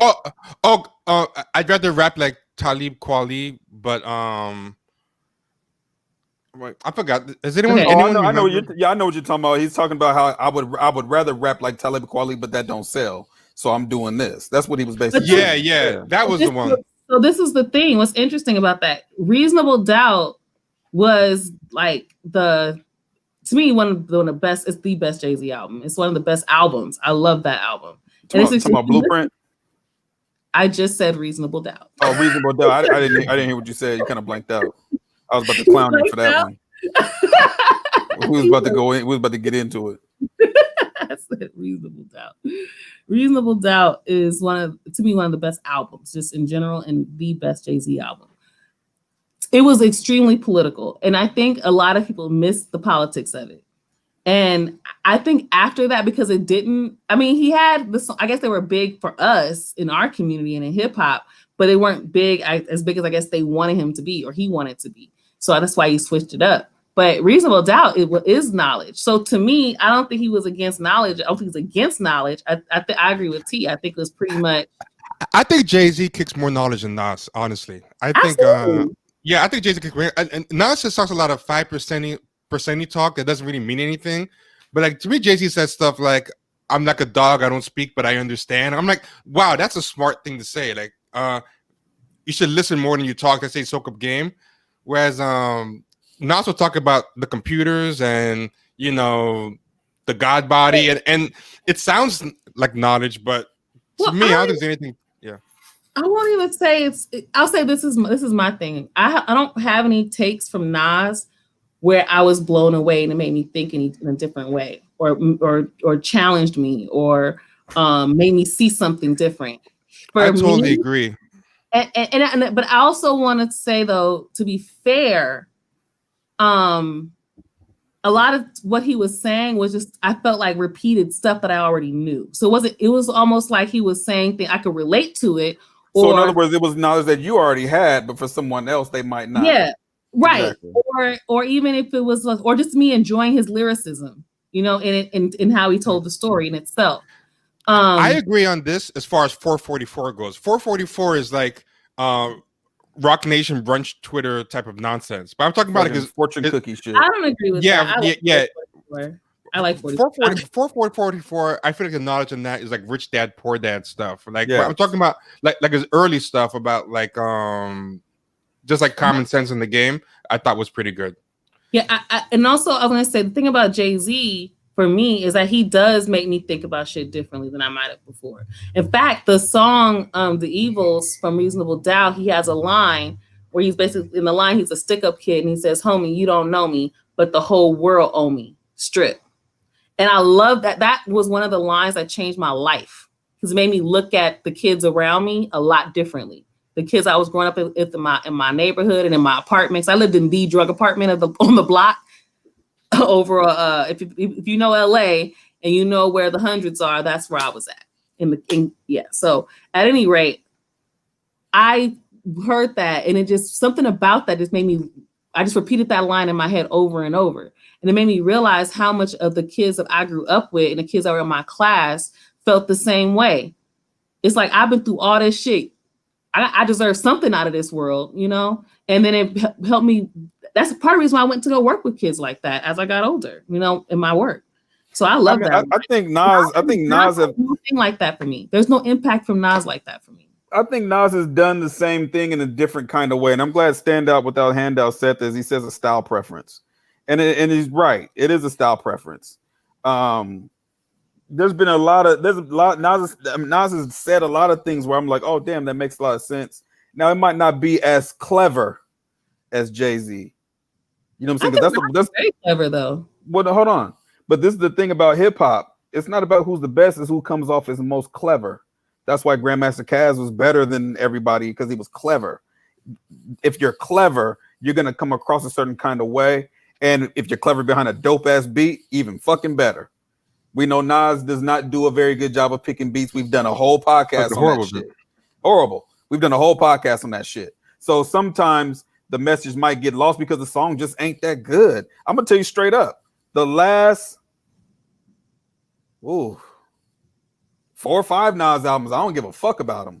They just don't sound good. I love Nas. So I hope I'm not coming across like I don't love him. I love him. No. I'm not saying I don't think he's a dope artist. I don't think he's one of the best. But. I'm just not. I'm not talking about you. I'm about myself. Okay. I'm saying I don't want to come across like I don't love Nas, and I don't. But I'm also honest about his impact on me. It's just a little bit different. For me, Nas was more like the shit I related to because he was talking about shit that I would hear people talk about in my neighborhood or my dad would teach me about. In fact, I related to a lot of the things Nas talked about because this kind of shit my dad and I would talk about. So, you know, and his, to me, clever lyricism and his creative way of being descriptive. So that's where his impact, but it wasn't the same as far as like lighting a fire under me to go do something. Right. Like, someone said, what's wrong with the 5%? I'm not saying anything's wrong with the 5% stuff. What I'm saying is Nas used 5% language to sound like he was saying something, but he wasn't really like. There's people who talk 5% language, and with that. That's the New York style. Busta did the exact same thing. I think he is 5%. He has a song called "Pass the Bus." Yeah. No, they were all 5%. But I'm saying, like, I feel like Nas took the superficiality of the 5% talk to just kind of talk a lot of nonsense, whereas some people would talk some 5% stuff like Rakim and would drop all these jewels about the gods, the suns, the earth, you know, the sun, the earth, the moon, the wisdom, the knowledge, the understanding. Like Brand Nubian or Lord Jamar would drop mathematics and paint you like a vivid picture, whereas I feel like Nas would just drop a lot of stuff, but then when you listen to it, it was like, I don't know. A lot of stuff he says when you actually like push him to talk on something really disappoints me. Like, did you ever see his nigger interview when they asked him why he So hold on, I'm gonna give you an example. What I'm talking about. Whenever No, T. Wait a minute, no, T. Because wait. What's that? I know what you're about to do, Yeah, and I understand what you're about to do, but yeah. that don't have nothing to do with what we're saying. That's just Nas being a fucking idiot, and that's different. But the guy who would say that, the guy who would say that in an interview, backs up to me that he's not really making sense in his songs. like I don't know the things that he says a lot of the time. They've both, him and Jay-Z have both done some very questionable things as human beings, and we're all flawed. And I'm not about to start preaching, but they both have done some things where I'm like, I don't know if I trust these dudes. Someone said a Gwyneth Paltrow. It isn't that one. Yeah. No. I know the one you're talking about, T. I know what you're talking about. Yeah. But it's just. I mean, I don't know. I just think, for those two dudes, and the only thing I was trying to say is that, I back to what I was saying about Dame Dash. I just believe that he's a hypocrite, and I'm not saying that what he's not saying isn't true, but I believe he's a hypocrite because I believe that part of it is he's not allowed. And I hate to say it like that, allowed to be in the game. He's been blackballed out the game. So it's almost in vogue for him to say the things that he's saying because he's not allowed to be in the game anymore. Because when he was in the game, he never said this stuff. Yeah, I mean, that is fair. I mean, but it's kind of hard to say because he did talk about entrepreneurship from the beginning. I mean, he lived with the culture vulture thing where he's just railing on Joey IE and Lior and all these people that he did business with. He did business with it. Oh, how about even recently where he said, because of what R. Kelly did with the Leah, I couldn't really fuck with them and I couldn't really work with them. But, Jay-Z had no problem with it. But I guess we're just built different. And then people pulled up a picture of him in the Fiesta video. He was there. Yeah. He was dancing in the background. Who said that? Dame Dash said that when it became cool to bash R. Kelly, rightfully so. This is not defense of R. Kelly before anybody takes it out of context. But when it became very trendy to bash R. Kelly after the surviving R. Kelly thing, and he came back into the spotlight talking about, speaking of R. Kelly, I couldn't fuck with him when Jay-Z wanted to do the album with him because of what he did with the Leah, and I didn't want anything to do with him, but Jay-Z had no problem, so I let him do that, and I laid in the cut. But I guess some people just built different. You're saying him and Jay-Z are built different, and then people pulled up the Fiesta video where he's in the background with 2 bottles of Armadale. With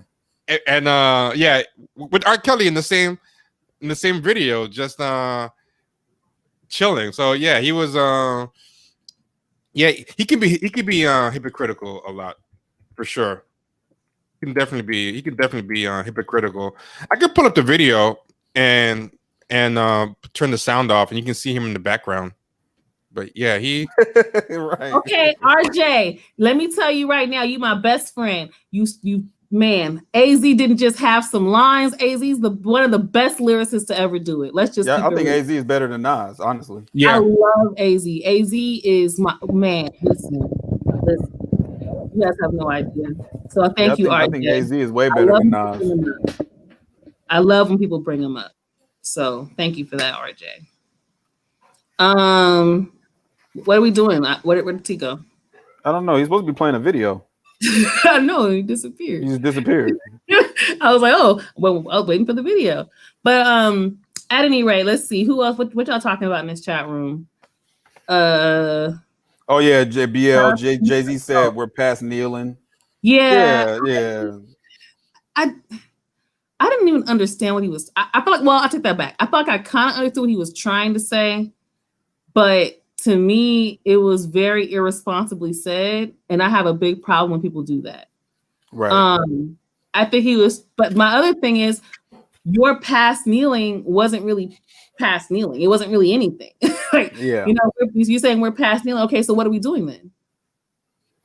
Yeah, he doesn't really have a plan. And the Super Bowl is not doing anything for us. No, that was just a plan. And what they announced today, that young man that sung the song "I'm a Black Man" and all that kind of stuff. You know what I'm talking about? I'm a young black man. Oh yeah. He's performing halftime of the first NFL game, which is this Thursday, I believe. Mm-hmm. Really, Jay-Z? Like, come on, bro. You know what I mean? He also said Jay-Z told me to gentrify my own hood. So I want to say this about that. I think that got misunderstood. I think that was a misunderstood line. I think the way people took it was like wealthy blacks take over the neighborhood from poorer blacks. And I don't think that's what he was saying. I think he was more talking about redevelopment. And I don't think he meant that. Yeah, that's what I think he meant. I think it was talking about redevelopment and you benefiting from it in your own neighborhood. So that's how I think it. That's how I believe, at least how I heard it. But the issue with that is the hypocritical part is he pretty much did the opposite when they built the Barclays in Brooklyn. He told the people of Brooklyn that they were gentrified Brooklyn, essentially. Yeah. You know what I'm saying? So it's like you got to take what a lot. Look, at the end of the day, and this is what I always say about rappers: if they didn't rap, we would not know who they are. If it wasn't for rap, I would not know who Jay-Z the fuck is. Okay, so I have to take what he says a grain of salt because rappers be rapping, even when they just talking, they just be rapping. You know what I'm saying? I'm not ever going to think that Jay-Z is some type of economic scholar. Okay. Well, I just take things as they are. You know, I think sometimes we get so caught up in trying to demonize people or glorify people or deify people.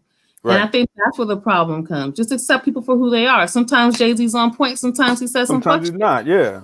You know, sometimes if we're being honest, you know, even people I don't really fuck with like that. Sometimes I say, okay, I can see what they were doing. I think you can be honest about shit like that. And I don't glorify people or deify people at all. Because I feel like I've seen so much shit in my life that I can't even, it's not even possible for me to do that. Like there's no expose that could come out that would surprise me pretty much about any artist. About anybody, especially celebrities or athletes.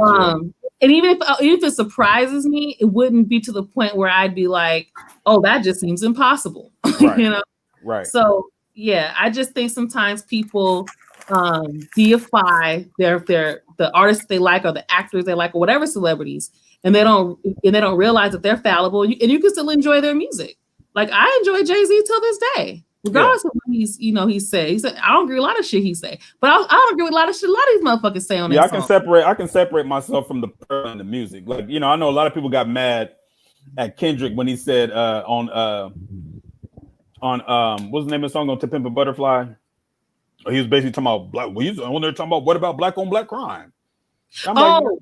I'll be fair. I was one of those people, but I think because they released that song out of context and you didn't know, so it did sound like that out of context. And keep in mind, at this time, those are the kind of statements we're hearing over and over and over again. I think it's around the time it was just a lot of shit going on. And it was one of those statements you'd always hear.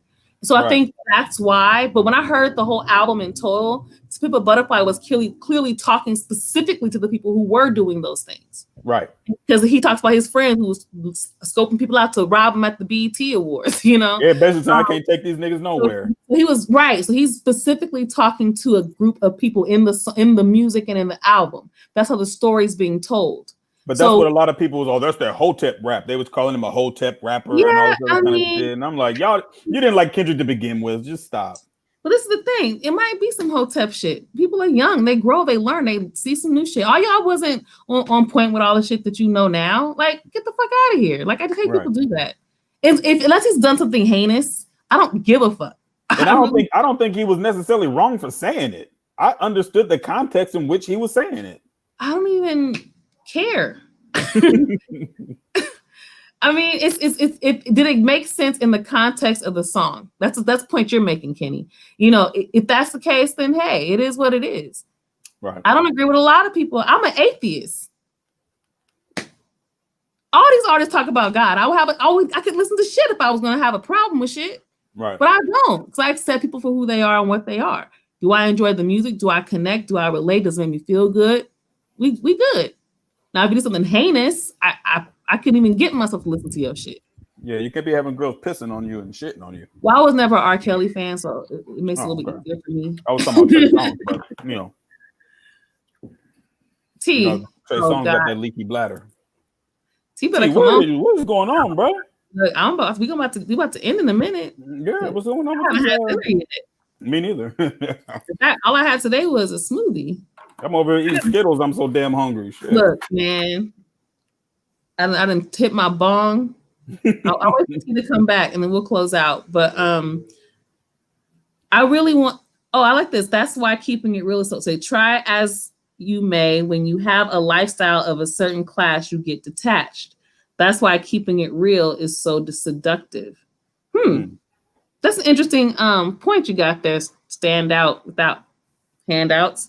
Try as you may when you have. Okay, so when you say why keeping it real is so seductive, are you insinuating that they aren't really keeping it real, or that they just like the brand of it? I'm going to make sure I clear what you understand.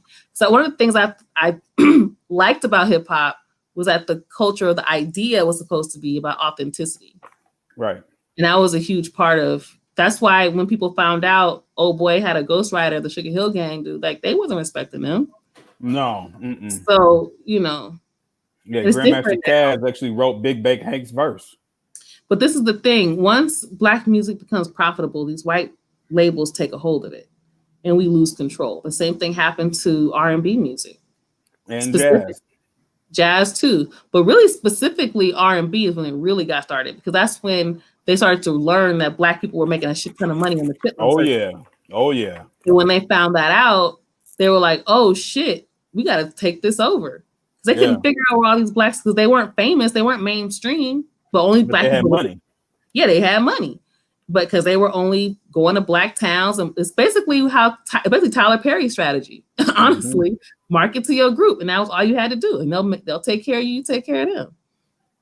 So I was gonna wait on T, but let me see. Side note: did y'all see that Kamala Harris is sitting down with Black social critic Snoop Dogg, Killer Mike, and Ice Cube? You know, we talked about that earlier. And I'll say this again. There's nothing that's going to come from that. There's no point. It's dog and pony show. That's all it is.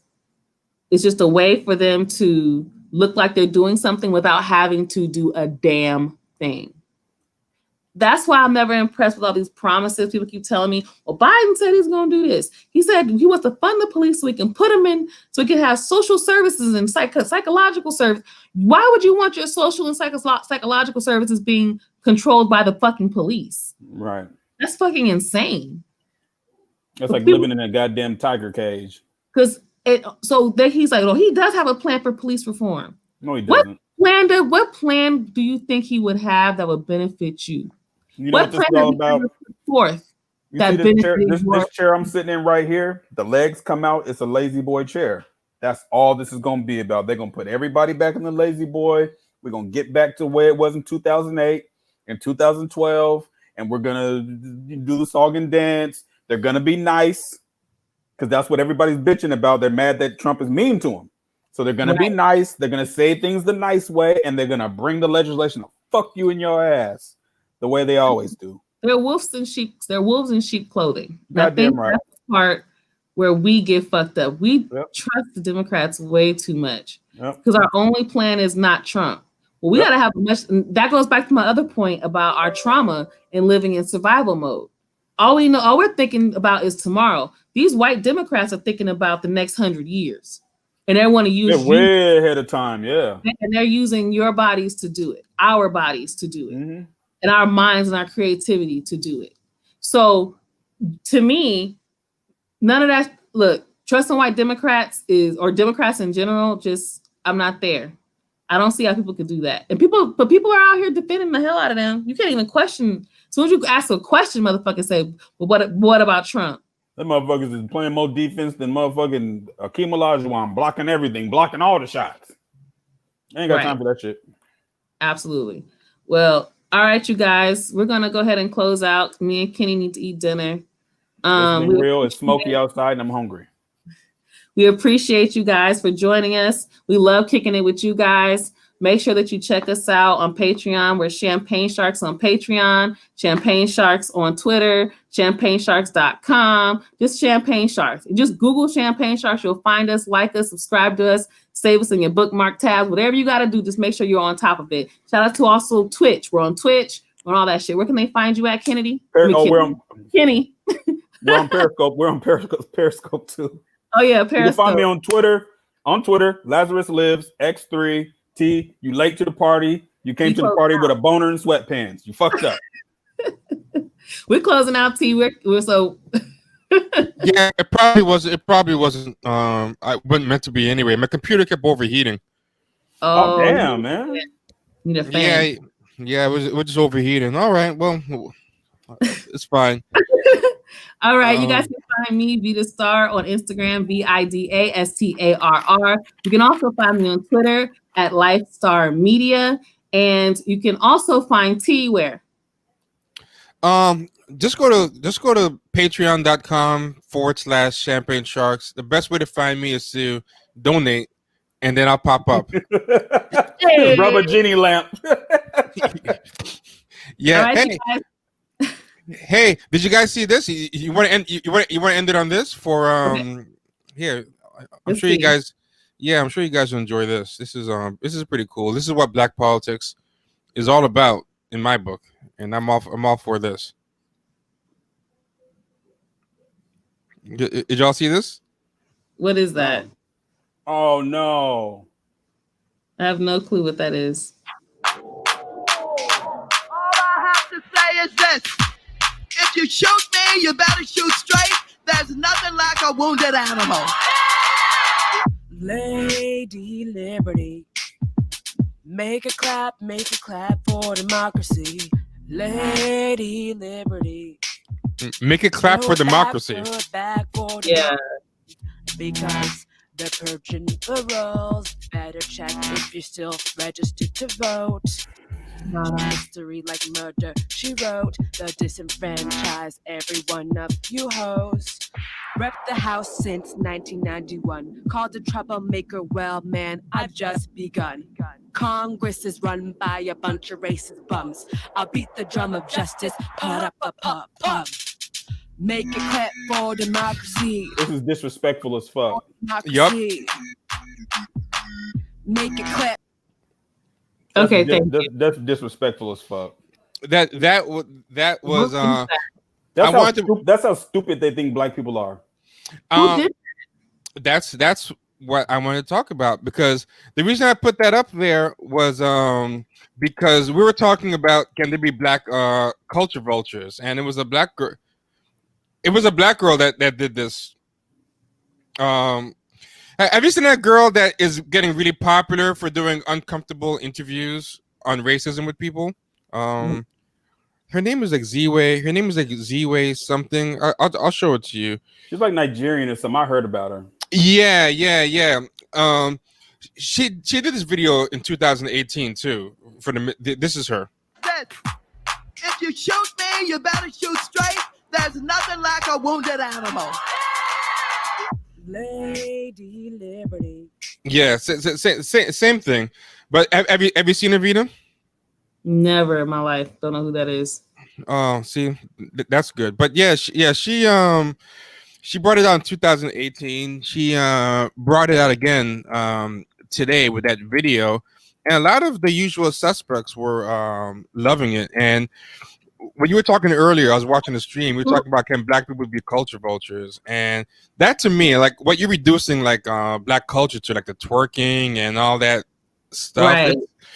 So like, who are the usual suspects? I'm just curious to know who could possibly be okay with that video. White liberals, black liberals. Oh, she works on Thesis and Miro. Yeah. Oh, Jesus. Okay. Yeah. She writes on. Yeah. So that drives it home a lot. You know, you can the BuzzFeed crowd, like here she is on BuzzFeed today. She's like a Quinta or whatever her name is. Clap for democracy, honestly, is like a state of mind that I'm living in right now. I heard Maxine Waters say that quote that was like, if there's nothing like a wounded animal, you better shoot me, you better shoot straight, you know? She's a very Valley Girl vibe. It's kind of my... She didn't grow up around black people. I've ever heard of I can tell by the way that weave looks. Like respected elderly woman. Or wig. And the cadence too is very Valley Girl. So she inspired me to make it clap, and that's why I combine music with comedy, because it's hilarious. Because it's hilarious. Hilarious. Yeah. The guy Jeremy O'Harris talks like that too. He's got the same type of white girl cadence. I'm even more offended than I was. Like before that interview, I was already offended. Then I'm looking at the interview, I'm even more offended. I'm sorry. Yeah, and if you look at the replies to it, so many of the usual suspects like loving it, like us, slave play Twitter, that type of crowd, BuzzFeed, Blavity crowd. But yeah, I didn't mean to end your night on a bad note, but I just wanted to say that because you were talking about the black culture vultures. Can black people be culture vultures? I thought that was a good example of Feminista Jones has turned a new leaf. And what is she doing? She's advocating for war against the white supremacists. What? How you like that? What kind of war is she talking? She says that white people, no matter how liberal or progressive, will never endorse revolutionary acts that may jeopardize their children's lives. As such, what? She hasn't got a check in a while. As I was such, about to say, she's not saying anything new. She's just repeating what everybody else been saying. No, it's new for her because she's not getting checks. For her. Yeah. It's new for her. Like she never talked like this before. She said violence is the only way. Of course, no votes, no marching, no spots on cable news, no high fashion magazine cover stories, no hashtags, no panels. None of this will bring about the liberation that black folks deserve. What if I told you the violence required is liberating? What if I told you that there's no way? Wow. Feds got him. Wow, you know what? He was dropping that Feminista Jones stuff was too hot. He didn't want him to share that knowledge. God damn. I'm a little surprised. Yeah. Well, I mean, I guess. I mean, it's surprising, but who cares? I don't know. Yeah. And plus, I feel like she had a platform where people were actually listening to her. She wasn't saying any of that. I feel like she's just trying to do a pivot. I think she's trying to do a pivot to stay relevant. Mm-hmm. You know what I'm saying? You have to sound like you're the daring one. What's that? You have to sound like you're the daring one. Like you're the one out here taking the risk. That you're the kind of person I am. I'm just curious about where she even said this. I want to ask where he was reading it from, because that's too long for a tweet unless it's a thread. But nobody even talks about her. Nobody even talks about her anymore. No one even talks. She blocked me a long time ago. So I don't know. Yeah, she blocked me like years ago. Yeah. Like she blocked me years ago. Someone said Feminista took out a loan, but why would she take out a loan? He was bigging her up, man. I think it was Feminista. Yeah, Feminista's got the white supremacists scared now. Like this is the final straw. So they're shutting her down. You know what? They're afraid of the Sharks and Feminista combining. It will become an unstoppable force. Feminista Joe. Yeah, go on. She blocked me because I asked her. Basically, she made a claim about something that you needed to ask her about. Oh, what do you mean by that? And she got upset. She Google's your friend. Oh, she loves that one. Oh, and I was like, how can Google tell me your perspective? And I'm asking your perspective. You the one who shared this opinion. You know one thing about Feminista is kind of funny. She admits that she's got like chemical imbalances and stuff like that. And that she has like, then I feel kind of bad, but at the same time, I didn't know.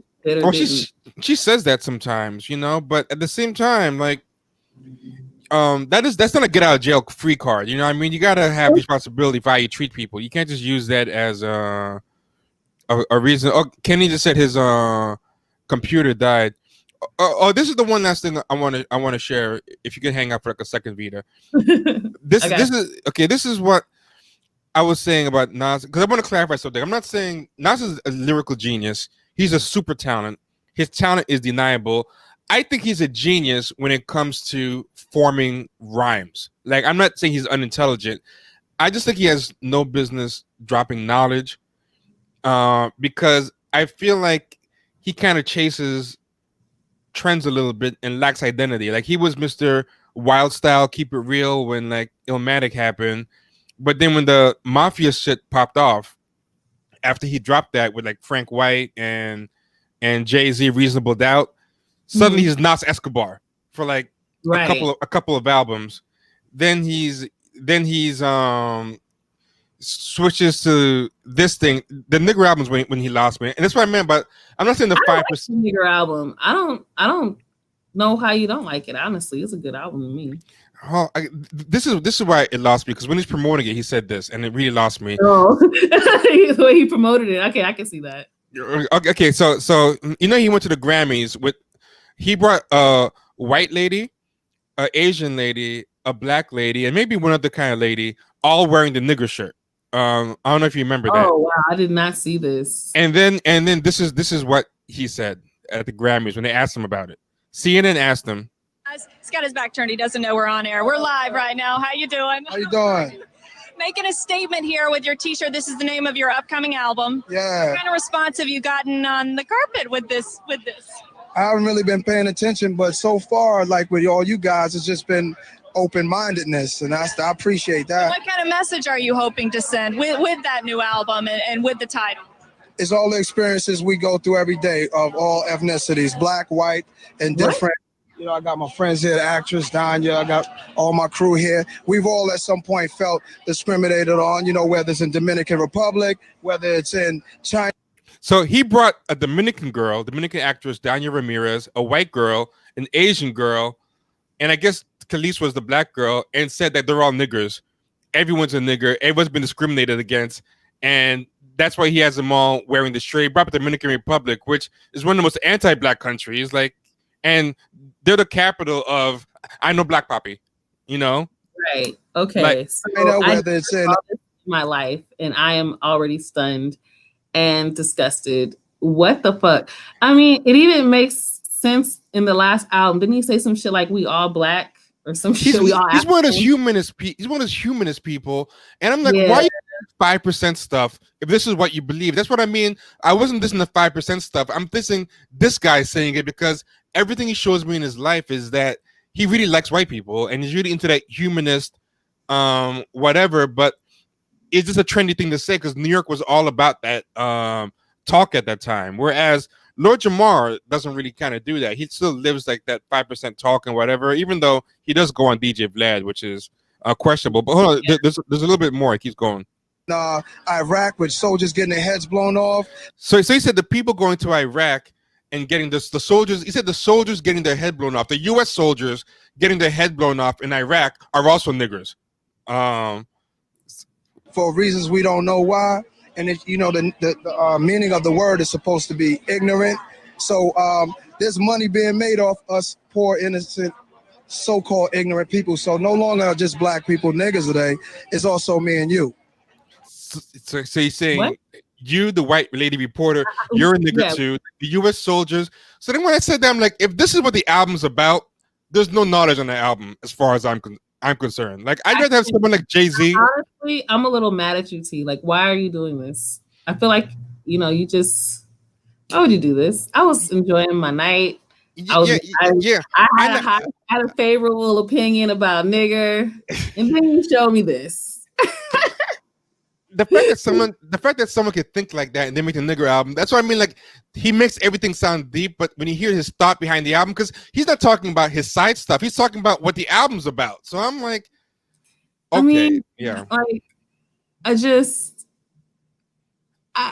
the U.S. soldier, the white lady reporting. First off, the whole thing that nigger means ignorant is a lie. Nigger just means you're black in a system of white supremacy. Like, that's like a white supremacist talking point. Like, so I'd rather have someone like Jay-Z who just doesn't pretend to be about dropper. And that's what I think Jay-Z was talking about. He was talking about how he's like, you think you're dropping knowledge, but the stuff you say never makes any sense. And I agree with Jay-Z on that. Well, like, after seeing this, I can't disagree with Jay-Z. That shit makes absolutely no fucking sense. On top of the fact, it's like you're doing it at this white mainstream event in front of this white media. Like, what is the purpose? Yeah. Like, how does this advance any time? What conversation are you attempting to advance here? And it's just like the whole, like, he'd be great for Bernie Sanders and the whole like class first thing. Like he should have came out for Bernie Sanders and the class reductionist thing, talk about, hey, we're all niggers, we're all like, and the lady to me is low key laughing at him. I feel like, look at her body language. I think she's like, is this dude for real? I'm white. I know what nigger means. You know, like. So you're thinking about your upcoming album as well. But here at the Grammys today, you're actually nominated for Hip Hop Is Dead, your previous album, for Best Rap Album. And I mean, I don't remember what the rest of it says. Yeah, but I'd rather have you not drop knowledge than like you know what it's like. By law, you're not required to save anybody if they're dying. Like I don't know if you know this, but if somebody's dying in the middle of the ocean and you're like an Olympic swimmer, you could be like Ryan Lochte or whatever, and it's well within your means to save them. You can just sit there and watch them die, and there's no legal duty to save. But if you set one foot in the water and try to save them, and you fuck it up, you're actually legally liable. I feel dropping knowledge is like that. If you are not qualified, you're not required to drop knowledge. But if you undertake to do it and you fuck it up, I'm gonna hold it against you. I'd rather have you stand on the side of the beach and just do nothing and not even try than to go into the water and just you know. Yeah, I think that's a good point. I mean, you're right. It's just I'm still in shock. Like, what the fuck was he thinking? Like, what point is he trying to make? I cannot wrap my head around what the goal was here. I think that's what it is for me. It's not even so much that he says something doofy. I'm trying to figure out what the goal was here. Because Nas has said other things in multiple interviews that I was like, what the fuck are you talking about, Nas? But have you seen the Gwyneth Paltrow one? Don't show that to me. I gotta go. I gotta eat dinner. Okay. I'm gonna show you the Gwyneth Paltrow one. But he defended Gwyneth Paltrow saying nigger too, because he was saying that she's one too. I remember that actually. Yeah. I actually remember when that happened. I literally remember when that happened. Yeah, I do know about that. Yeah. So I blocked that out for a reason, T. Yeah, but I'm like, anyone who's 5%ers don't believe that. So I'm like, how you gonna kick 5% of stuff, and then that's what you say when people press you to say what your belief system is. So that's why I kind of feel like he just kind of says stuff. But I love his actual rapping, his album, his talents. I have no doubts about his talent. But what I'm trying to say is, I think that's what Jay-Z was saying about what you think you're doing, kicking knowledge. And he said in other songs when he was dissing Nas about how if you listen to what he's saying, it makes no sense when you press him. Right. Yeah. No, right.